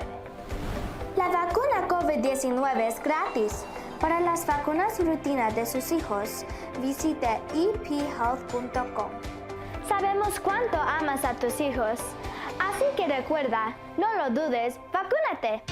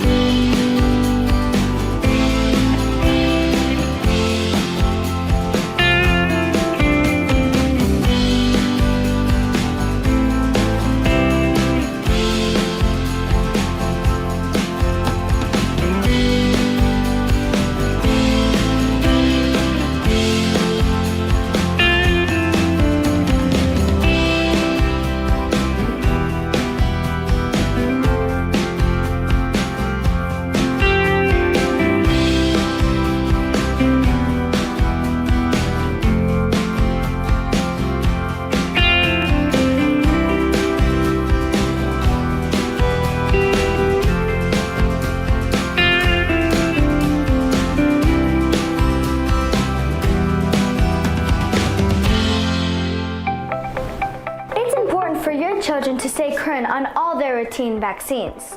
Also, children 5 and older are now eligible for the COVID-19 vaccine. I'm current on all my vaccines, and I also get the COVID vaccine so I and my loved ones can be protected. You and your kid should get the vaccine too, and if you've already gotten the vaccine, you should get your booster. For your child's routine vaccines, visit ephealth.com. We know how much you love your children, so remember, don't hesitate, vaccinate. Es importante que sus hijos tengan todas sus vacunas. Además de las vacunas rutinas, los niños mayores de 5 años ahora son elegibles para la vacuna de COVID-19. La vacuna COVID-19 es gratis. Para las vacunas rutinas de sus hijos, visite ephealth.com. Sabemos cuánto amas a tus hijos, así que recuerda, no lo dudes, vacúnate.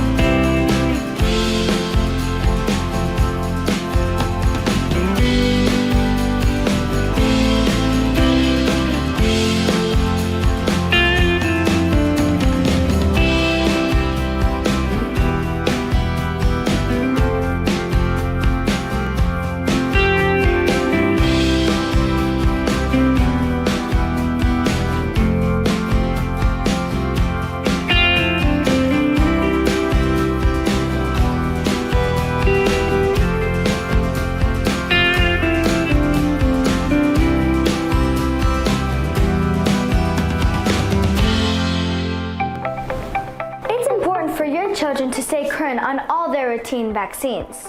Also, children 5 and older are now eligible for the COVID-19 vaccine. I am current on all my vaccines, and I also get the COVID vaccine so I and my loved ones can be protected.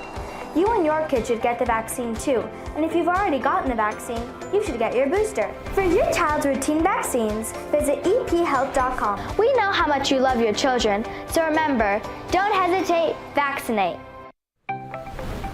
Es importante que sus hijos tengan todas sus vacunas. Además de las vacunas rutinas, los niños mayores de 5 años ahora son elegibles para la vacuna de COVID-19. La vacuna COVID-19 es gratis. Para las vacunas rutinas de sus hijos, visite ephealth.com. Sabemos cuánto amas a tus hijos, así que recuerda, no lo dudes, vacúnate.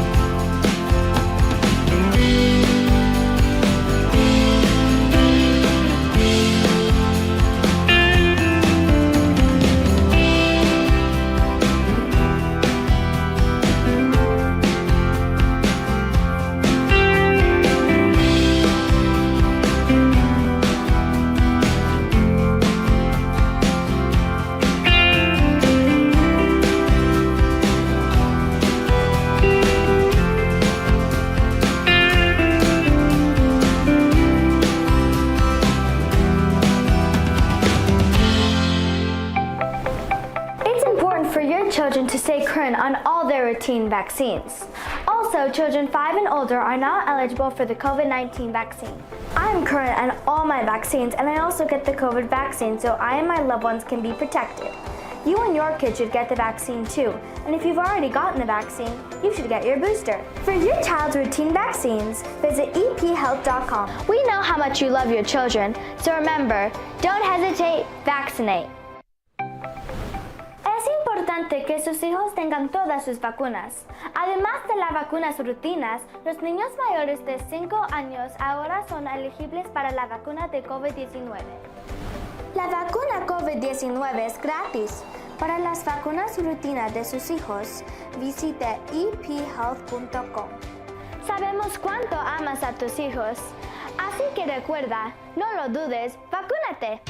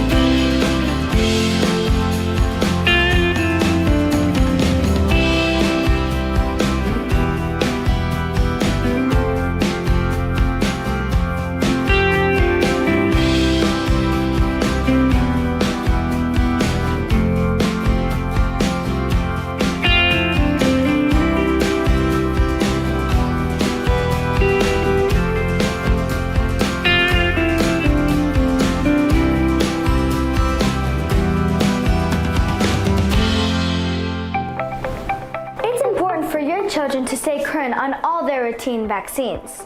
Also, children 5 and older are now eligible for the COVID-19 vaccine. I'm current on all my vaccines, and I also get the COVID vaccine so I and my loved ones can be protected. You and your kid should get the vaccine too, and if you've already gotten the vaccine, you should get your booster. For your child's routine vaccines, visit ephealth.com. We know how much you love your children, so remember, don't hesitate, vaccinate. Es importante que sus hijos tengan todas sus vacunas. Además de las vacunas rutinas, los niños mayores de 5 años ahora son elegibles para la vacuna de COVID-19. La vacuna COVID-19 es gratis. Para las vacunas rutinas de sus hijos, visite ephealth.com.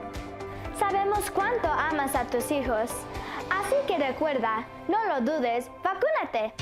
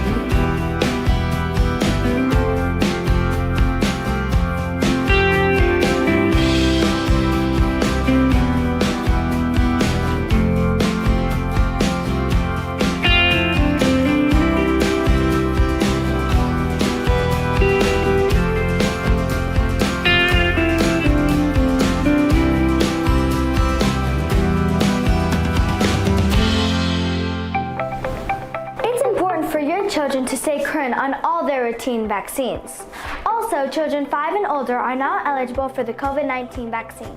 I am current on all my vaccines, and I also get the COVID vaccine so I and my loved ones can be protected. You and your kid should get the vaccine too, and if you've already gotten the vaccine, you should get your booster. For your child's routine vaccines, visit ephealth.com. We know how much you love your children, so remember, don't hesitate, vaccinate. Es importante que sus hijos tengan todas sus vacunas. Además de las vacunas rutinas, los niños mayores de 5 años ahora son elegibles para la vacuna de COVID-19. La vacuna COVID-19 es gratis. Para las vacunas rutinas de sus hijos, visite ephealth.com. Sabemos cuánto amas a tus hijos, así que recuerda, no lo dudes, vacúnate.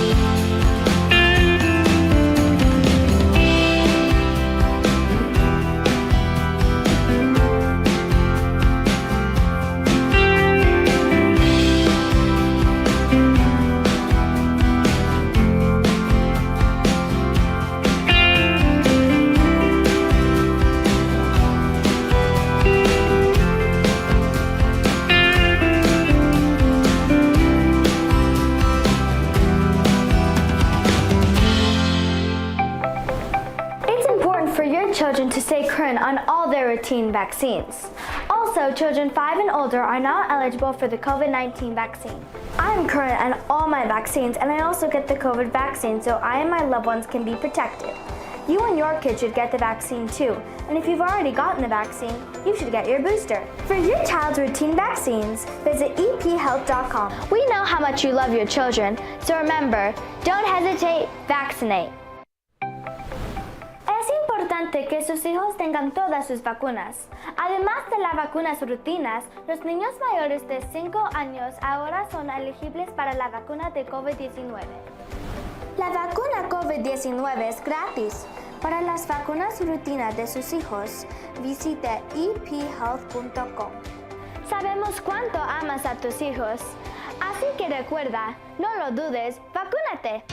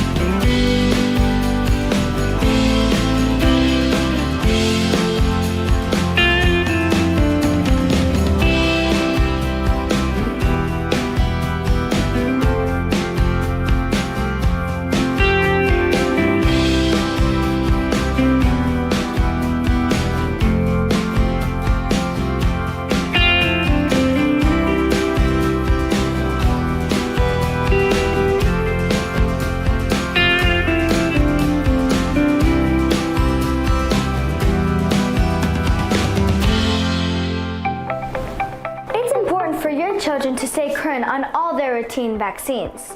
Also, children 5 and older are now eligible for the COVID-19 vaccine. I'm current on all my vaccines, and I also get the COVID vaccine so I and my loved ones can be protected.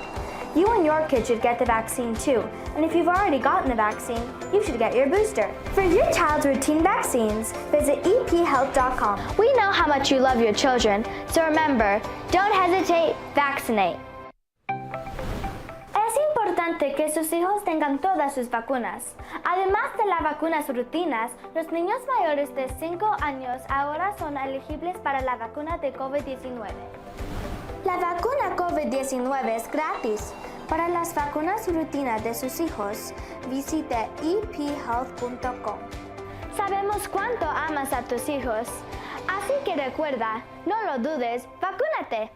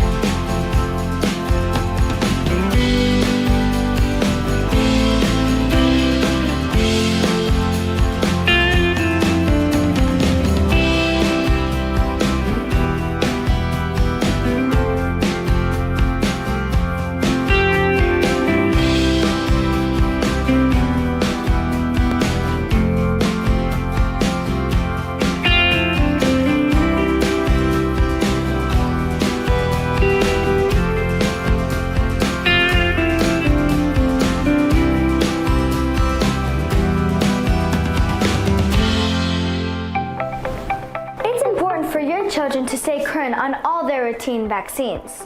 Also, children 5 and older are now eligible for the COVID-19 vaccine. I am current on all my vaccines, and I also get the COVID vaccine so I and my loved ones can be protected. You and your kid should get the vaccine too, and if you've already gotten the vaccine, you should get your booster. For your child's routine vaccines, visit ephealth.com. We know how much you love your children, so remember, don't hesitate, vaccinate. Es importante que sus hijos tengan todas sus vacunas. Además de las vacunas rutinas, los niños mayores de 5 años ahora son elegibles para la vacuna de COVID-19. La vacuna COVID-19 es gratis. Para las vacunas rutinas de sus hijos, visite ephealth.com. Sabemos cuánto amas a tus hijos, así que recuerda, no lo dudes, vacúnate.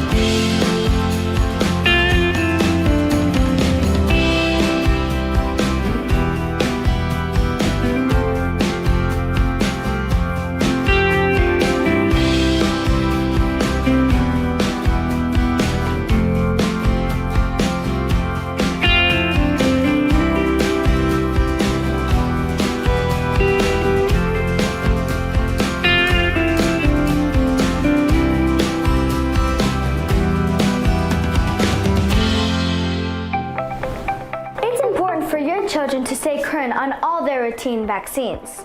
Also, children 5 and older are now eligible for the COVID-19 vaccine. I am current on all my vaccines, and I also get the COVID vaccine so I and my loved ones can be protected. You and your kid should get the vaccine too, and if you've already gotten the vaccine, you should get your booster. For your child's routine vaccines, visit ephealth.com. We know how much you love your children, so remember, don't hesitate, vaccinate. Es importante que sus hijos tengan todas sus vacunas. Además de las vacunas rutinas, los niños mayores de 5 años ahora son elegibles para la vacuna de COVID-19. La vacuna COVID-19 es gratis. Para las vacunas rutinas de sus hijos, visite ephealth.com. Sabemos cuánto amas a tus hijos, así que recuerda, no lo dudes, vacúnate.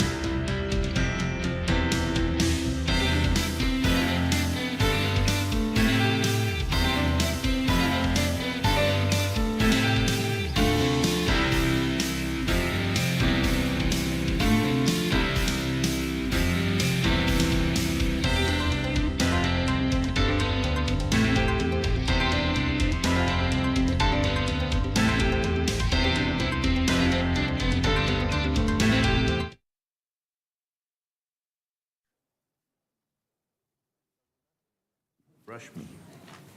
Monitors are on, and Go ahead.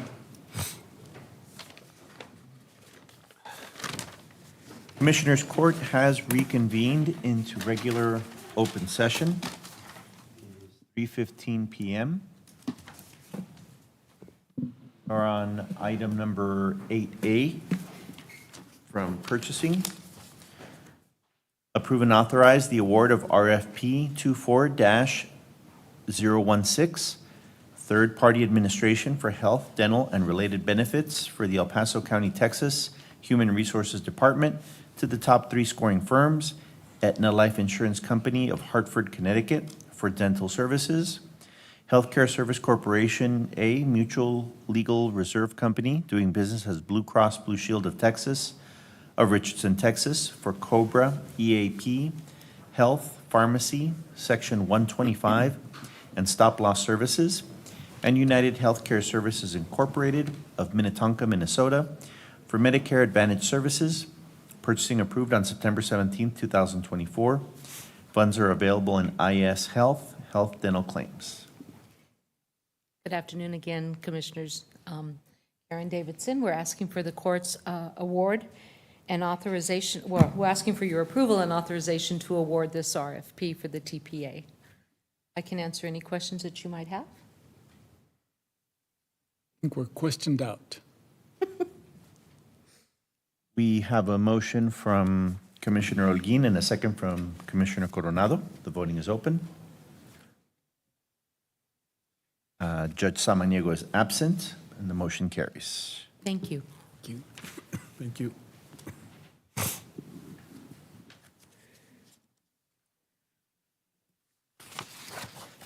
Item number 9A, Auditor. Pursuant to the Texas Local Government Code, Section 114.023, 114.024, 114.025, and 114.026, accept the attached presentation and the interim financial report for the month ended August 31st, 2024. The interim financial report is located on the intranet at http://www.epcountytx.gov/auditor/publications/monthlyreports.htm. Good afternoon, Judge and Commissioners. As mentioned, this presentation is on the August 2024 interim financial report. This gives you a high-level summary of revenues and expenses for all funds during the current year.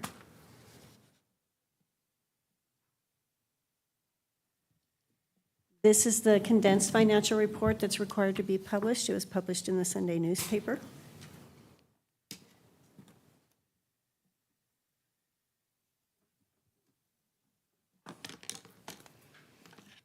This slide presents all revenue collected within the county, broken down by fund type.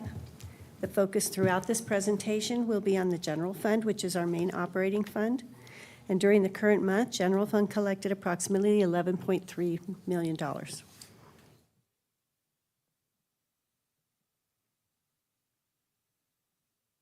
Property tax revenue, taxes collected as of July 2024, as of August 2024, increased by $45.7 million compared to fiscal year 23.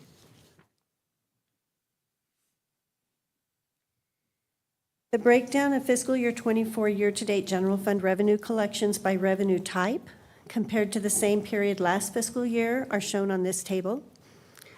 The total general fund revenue collections increased compared to the same period last year. Top areas increasing are property taxes, $41.9 million, intergovernmental, $1.8 million, interest, $2.0 million, and other financing sources of $1.7 million.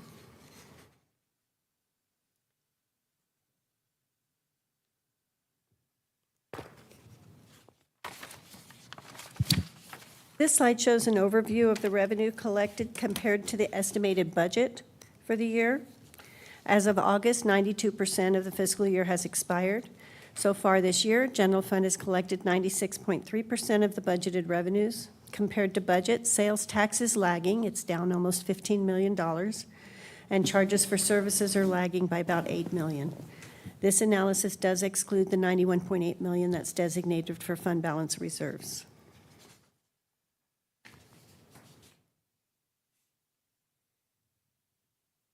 Of the total year-to-date revenues collected as of this fiscal month 11, taxes comprised approximately 86.6% of the revenues received, and 66.9% of those were property taxes. This chart is a new format. In the past, we've given you a table. It shows the two largest revenue sources are property taxes and sales taxes, and then total revenues. So the general fund current revenues over the last 3 years, you can see the trend, and it looks pretty steady. Property tax collections were at 101.2% of budget. They're doing better, as mentioned, while sales and use tax, sorry about that, are at 80.9% of the budget, and they're doing slightly worse. But both actual collections have increased compared to the prior year. If you prefer the table format instead of the graph, just let me know.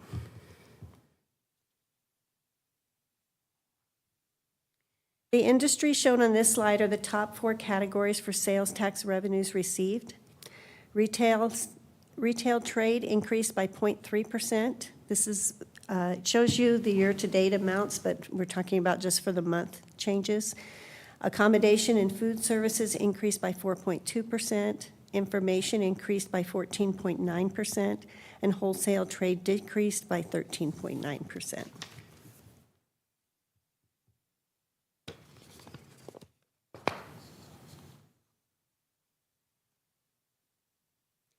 This slide shows all the expenditures for the county by fund type. For the month of August, general fund recorded total expenditures of $28.4 million and a year-to-date total of $346.9 million. The following slides will give us more detail. Total general fund expenditures during the year are broken down on this slide. The expenditures are higher when compared to last year. The percentage of the year, as mentioned, is 92%. The percentage of budget expended on expenditures is 76.1%. In fiscal year '23, it was 72.9%. So we are spending more than our budget this year. Resource development budget includes the Economic Impact Fund, HFFI, and property tax rebates for economic development.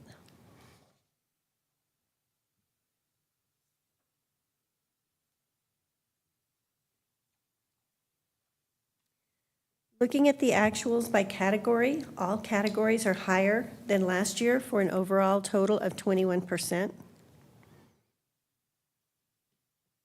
No, it's not 21%, it's 10.8%. Personnel expenditures were $249.2 million, which is an increase of $20.1 million. Those are mostly in public safety, administration of justice, general government. Operating expenditures were $69.1 million, which is an increase of $11.8 million. And general government, under information technology, county elections, general government non-departmental, and administration of justice is the next category. And then all other functions were $6.8 million. Capital outlay expenditures of $5.3 million was an increase of $425,000. Transfers out expenditures of $23.3 million was an increase of $1.6 million. As mentioned previously, this is mostly due to public works, which was for the EPC mobility project and transit division. And then general government non-departmental had an increase of $500,000 related to small capital transfers.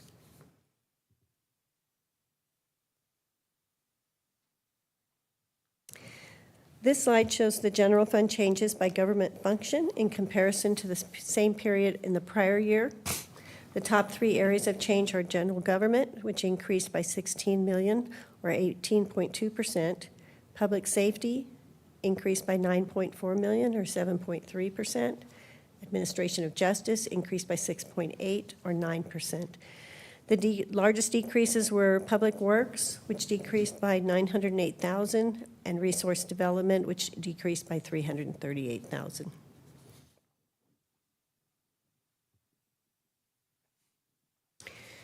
This chart breaks down expenditures by function of government. The public safety accounted for 40% of the year-to-date expenditures. General government was 30%, administration of justice was 23.6%, and other functions are 6.4%.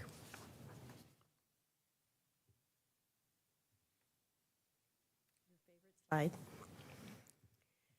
The fiscal year 24 projected fund balance is based on the projected revenues of $389.7 and projected budget expenditures of $402.5 million. These result in a projected fiscal year 24 fund balance of $85.4 million. It's rounded to 85 on the graph. Differences from last month include an additional $1.2 million in projected revenues and an increase in expected expenditures of $1.4 million, resulting in an increase of about $78,000. The revenue increases were property taxes of $468,000 and sales tax of $701,000. Expenses increased by $1.5 million for contract services general and $633,000 for elections expenses that were offset by a decrease of $800,000 for excess sales tax distribution. These FY24 numbers will continue to change as we finish out the year. We've got 1 month left in this fiscal year, September. And then after that, it'll be just as we close the books and get all of the final expenditures in. As before, the 2025 and projections out after that are not to be relied heavily on because there's too many variables. And next month, since you approved the budget last week, we'll be incorporating that approved budget in the FY25 projections. This is the table of contents for the full financial report that's published each month. Are there any questions?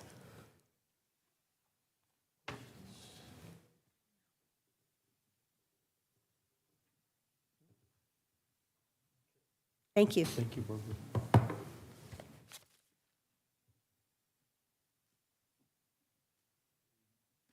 We have a motion from Judge Samaniego and a second from Commissioner Holguin to accept the report. Voting is open.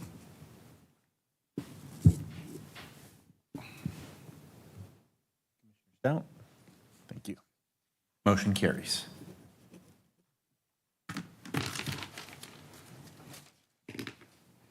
We have one more item to get to.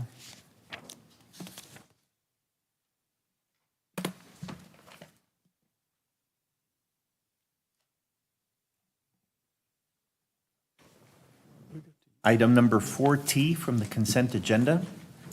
Approve and authorize the judge to sign an order adopting a special water rate for water haulers serving the East Montana water system, establishing a Tier 2 rate for water haulers who purchase water from the East Montana water system for the express purpose of providing water to individual residences lacking a reliable water supply. Opinion number 5197. Yes, thank you, Judge, Commissioners. Norma, the reason I brought this up is the backup really didn't explain what the agenda item read. And what I'm most concerned with is Lujan Trucking. It's a good trucking company. They're providing a good service. But are we going to have receipts? I know that they charge per trip.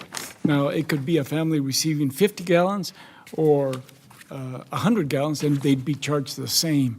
And we wanted to make sure that it was more fair to the recipients, not so much Lujan. We want to be fair to them too also, but my biggest concern is to the consumers. And I know you've got better information than what I'm asking, but I just want to make sure that it's more transparent to our consumers than our backup is. In talking to Mr. Lujan and getting all the information compiled from his operation, he has 350 residents that he serves. And the way he serves our community or the people in Waco tanks is he drops off a complete load because he says it's not cost effective to me to drop off 50 gallons because then I have to go and provide somebody else who might want what's left, but they want the complete load. He says, so it's hard for me to sell by the gallon. I sell by the load and the location. And so in having these conversations, we wanted to provide a service that would benefit the constituents, but also that somebody or a hauler is willing to do this for the community. Excuse me, for our community. So we will be signing an additional, he will commit to signing an application and paying the second tier. Currently, he pays the highest tier because of the amount of water that he takes for the residents. And so one of the things that he kept bringing up to us is there's no benefit to me to drop off 50 gallons to somebody because the next person might not want whatever I have left in my truck. And it is so far for me to go all the way to El Paso to the standpipe and fill my truck. So he does 10 to 15 loads a day. And so that's the information that I can provide to you, Commissioner. We can go back and talk to him if you wanted us to negotiate something differently. No, I want to be fair to Mr. Lujan. Yes, sir. There's no doubt. But it seems like, not that you're doing it, that we're helping the delivery portion more than the consumer. And the consumer, you said 300-something odd families out there. And this is non-potable water that we're delivering, that the consumer has more of a, I don't know if it's going to be metered or what, but maybe there's a minimum. There's got to be something there that we can help our consumer with, because right now, yes, I know that Mr. Lujan has to make several trips, but he's being paid for this without increasing the payment on the consumers. How can we make this more fair to those people out there? He's running a business, he's doing well, but we just want to make sure that it makes a difference for those people. So something else to consider, that he currently, for the most part during the year, the people need 2 loads of water, right? In the summer, they might want up to 4 because of the evaporation. And he does not have the resources to provide him the additional 2 loads. And so that's other things that were considered in talking to him. I understand what you're saying, but he says, I will not commit to sell by the gallon because there's no benefit to me. He says, I need to deliver the whole load. He says, and there's instance where I might fill one of the containers and I might have some water and somebody called and I'll go and offer it to them. He said, but it's very hard for me to deliver by the gallon. He said, I cannot commit to that. And that's understood. By the gallon is Yes. even outrageous, but there must be, okay, you have to order a minimum of, and I'm just making this number Yes. up, 50 gallons. Otherwise, I cannot deliver less than 50. But there's got to be some sort of formula that benefits both the people and the company. I understand what you're saying. So what he said is, going back to the same thing, that he will only deliver by the load, his load. He says, I lose water on my way to Waco tanks, sometimes the evaporation. So he says, even though I might pump 2,500 gallons or 3,000 gallons, by the time I get there, I don't have that quantity. He said, so I have a rate based on location and based on the load that he delivers. So mainly it's the location that he charges for, not so much because he sells that by the load. Well, and it's a truck. It's a Yes, sir. So I doubt that It's a water it's truck. evaporation. I'm sure it's leaking all that Yes. water. But And he did mention that. He said it might be evaporation or some of it leaks when we're putting it in or as we're driving away. Yes, he did say that. yeah, all I ask is that maybe you look at it one more time. Yes, and sir. if you don't mind letting my office also look at that, to make sure that we do all we can to be fair to both sides. Absolutely. Yes, sir. Yes, sir. So if you'd like, we can hold off and bring it back next week, and I'll meet with your staff, and we could discuss the information that I have. I think it'd be a real big help. I know you're working real hard on this, and you have been for several months. Yes. So this would be real helpful to us. Yes, sir. Okay, I thank will you. do that. We'll delete the item and bring it back, or postpone it for a week. Okay. Postpone 1 week? You want to delete or? We can postpone it if that's okay. Yes, sir. Yes, 1 week. 1 week, because the new rates are supposed to take effect October the 1st, but of course, we can also work with him on delaying them. Yes, sir. Thank you, Norma. Sure. We have a motion from Commissioner Coronado, a second from Judge Samaniego. The voting is open.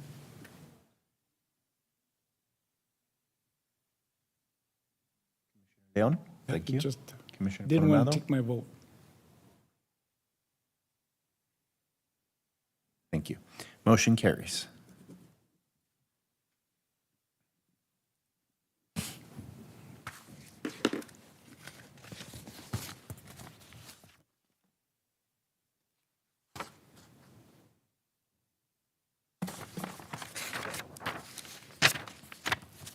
Okay, item number 11A from regular session.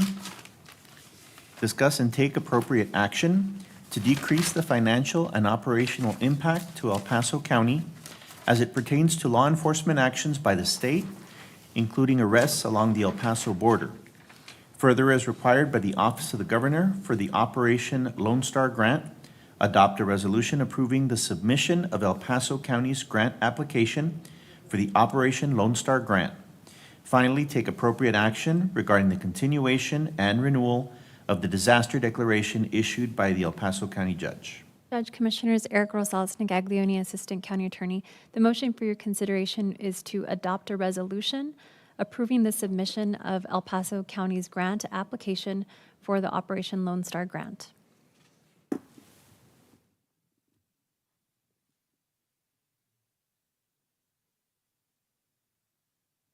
We have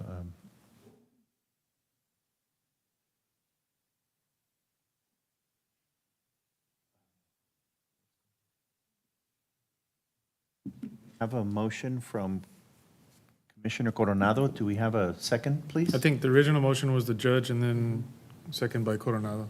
Okay. It was, and then I don't know how it popped up like. All right, thank you. Voting is open. Motion carries.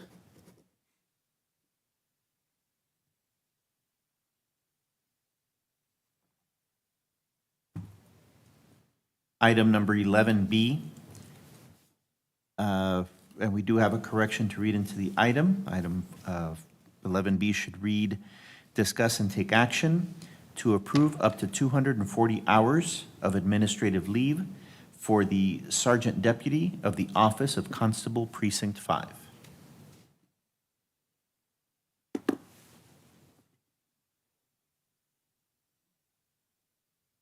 I believe the recommendation from the department is just to make that motion. Yes. For an additional 120 hours, right? Good afternoon, Judge and Commissioners. Natalia Chaparro. That is correct. We are seeking the court's approval of up to 240 hours of administrative leave for the Office of Constable Precinct 5. Thank you. We have a motion from Judge Samaniego and a second from Commissioner Coronado. Voting is open and motion carries. Thank you.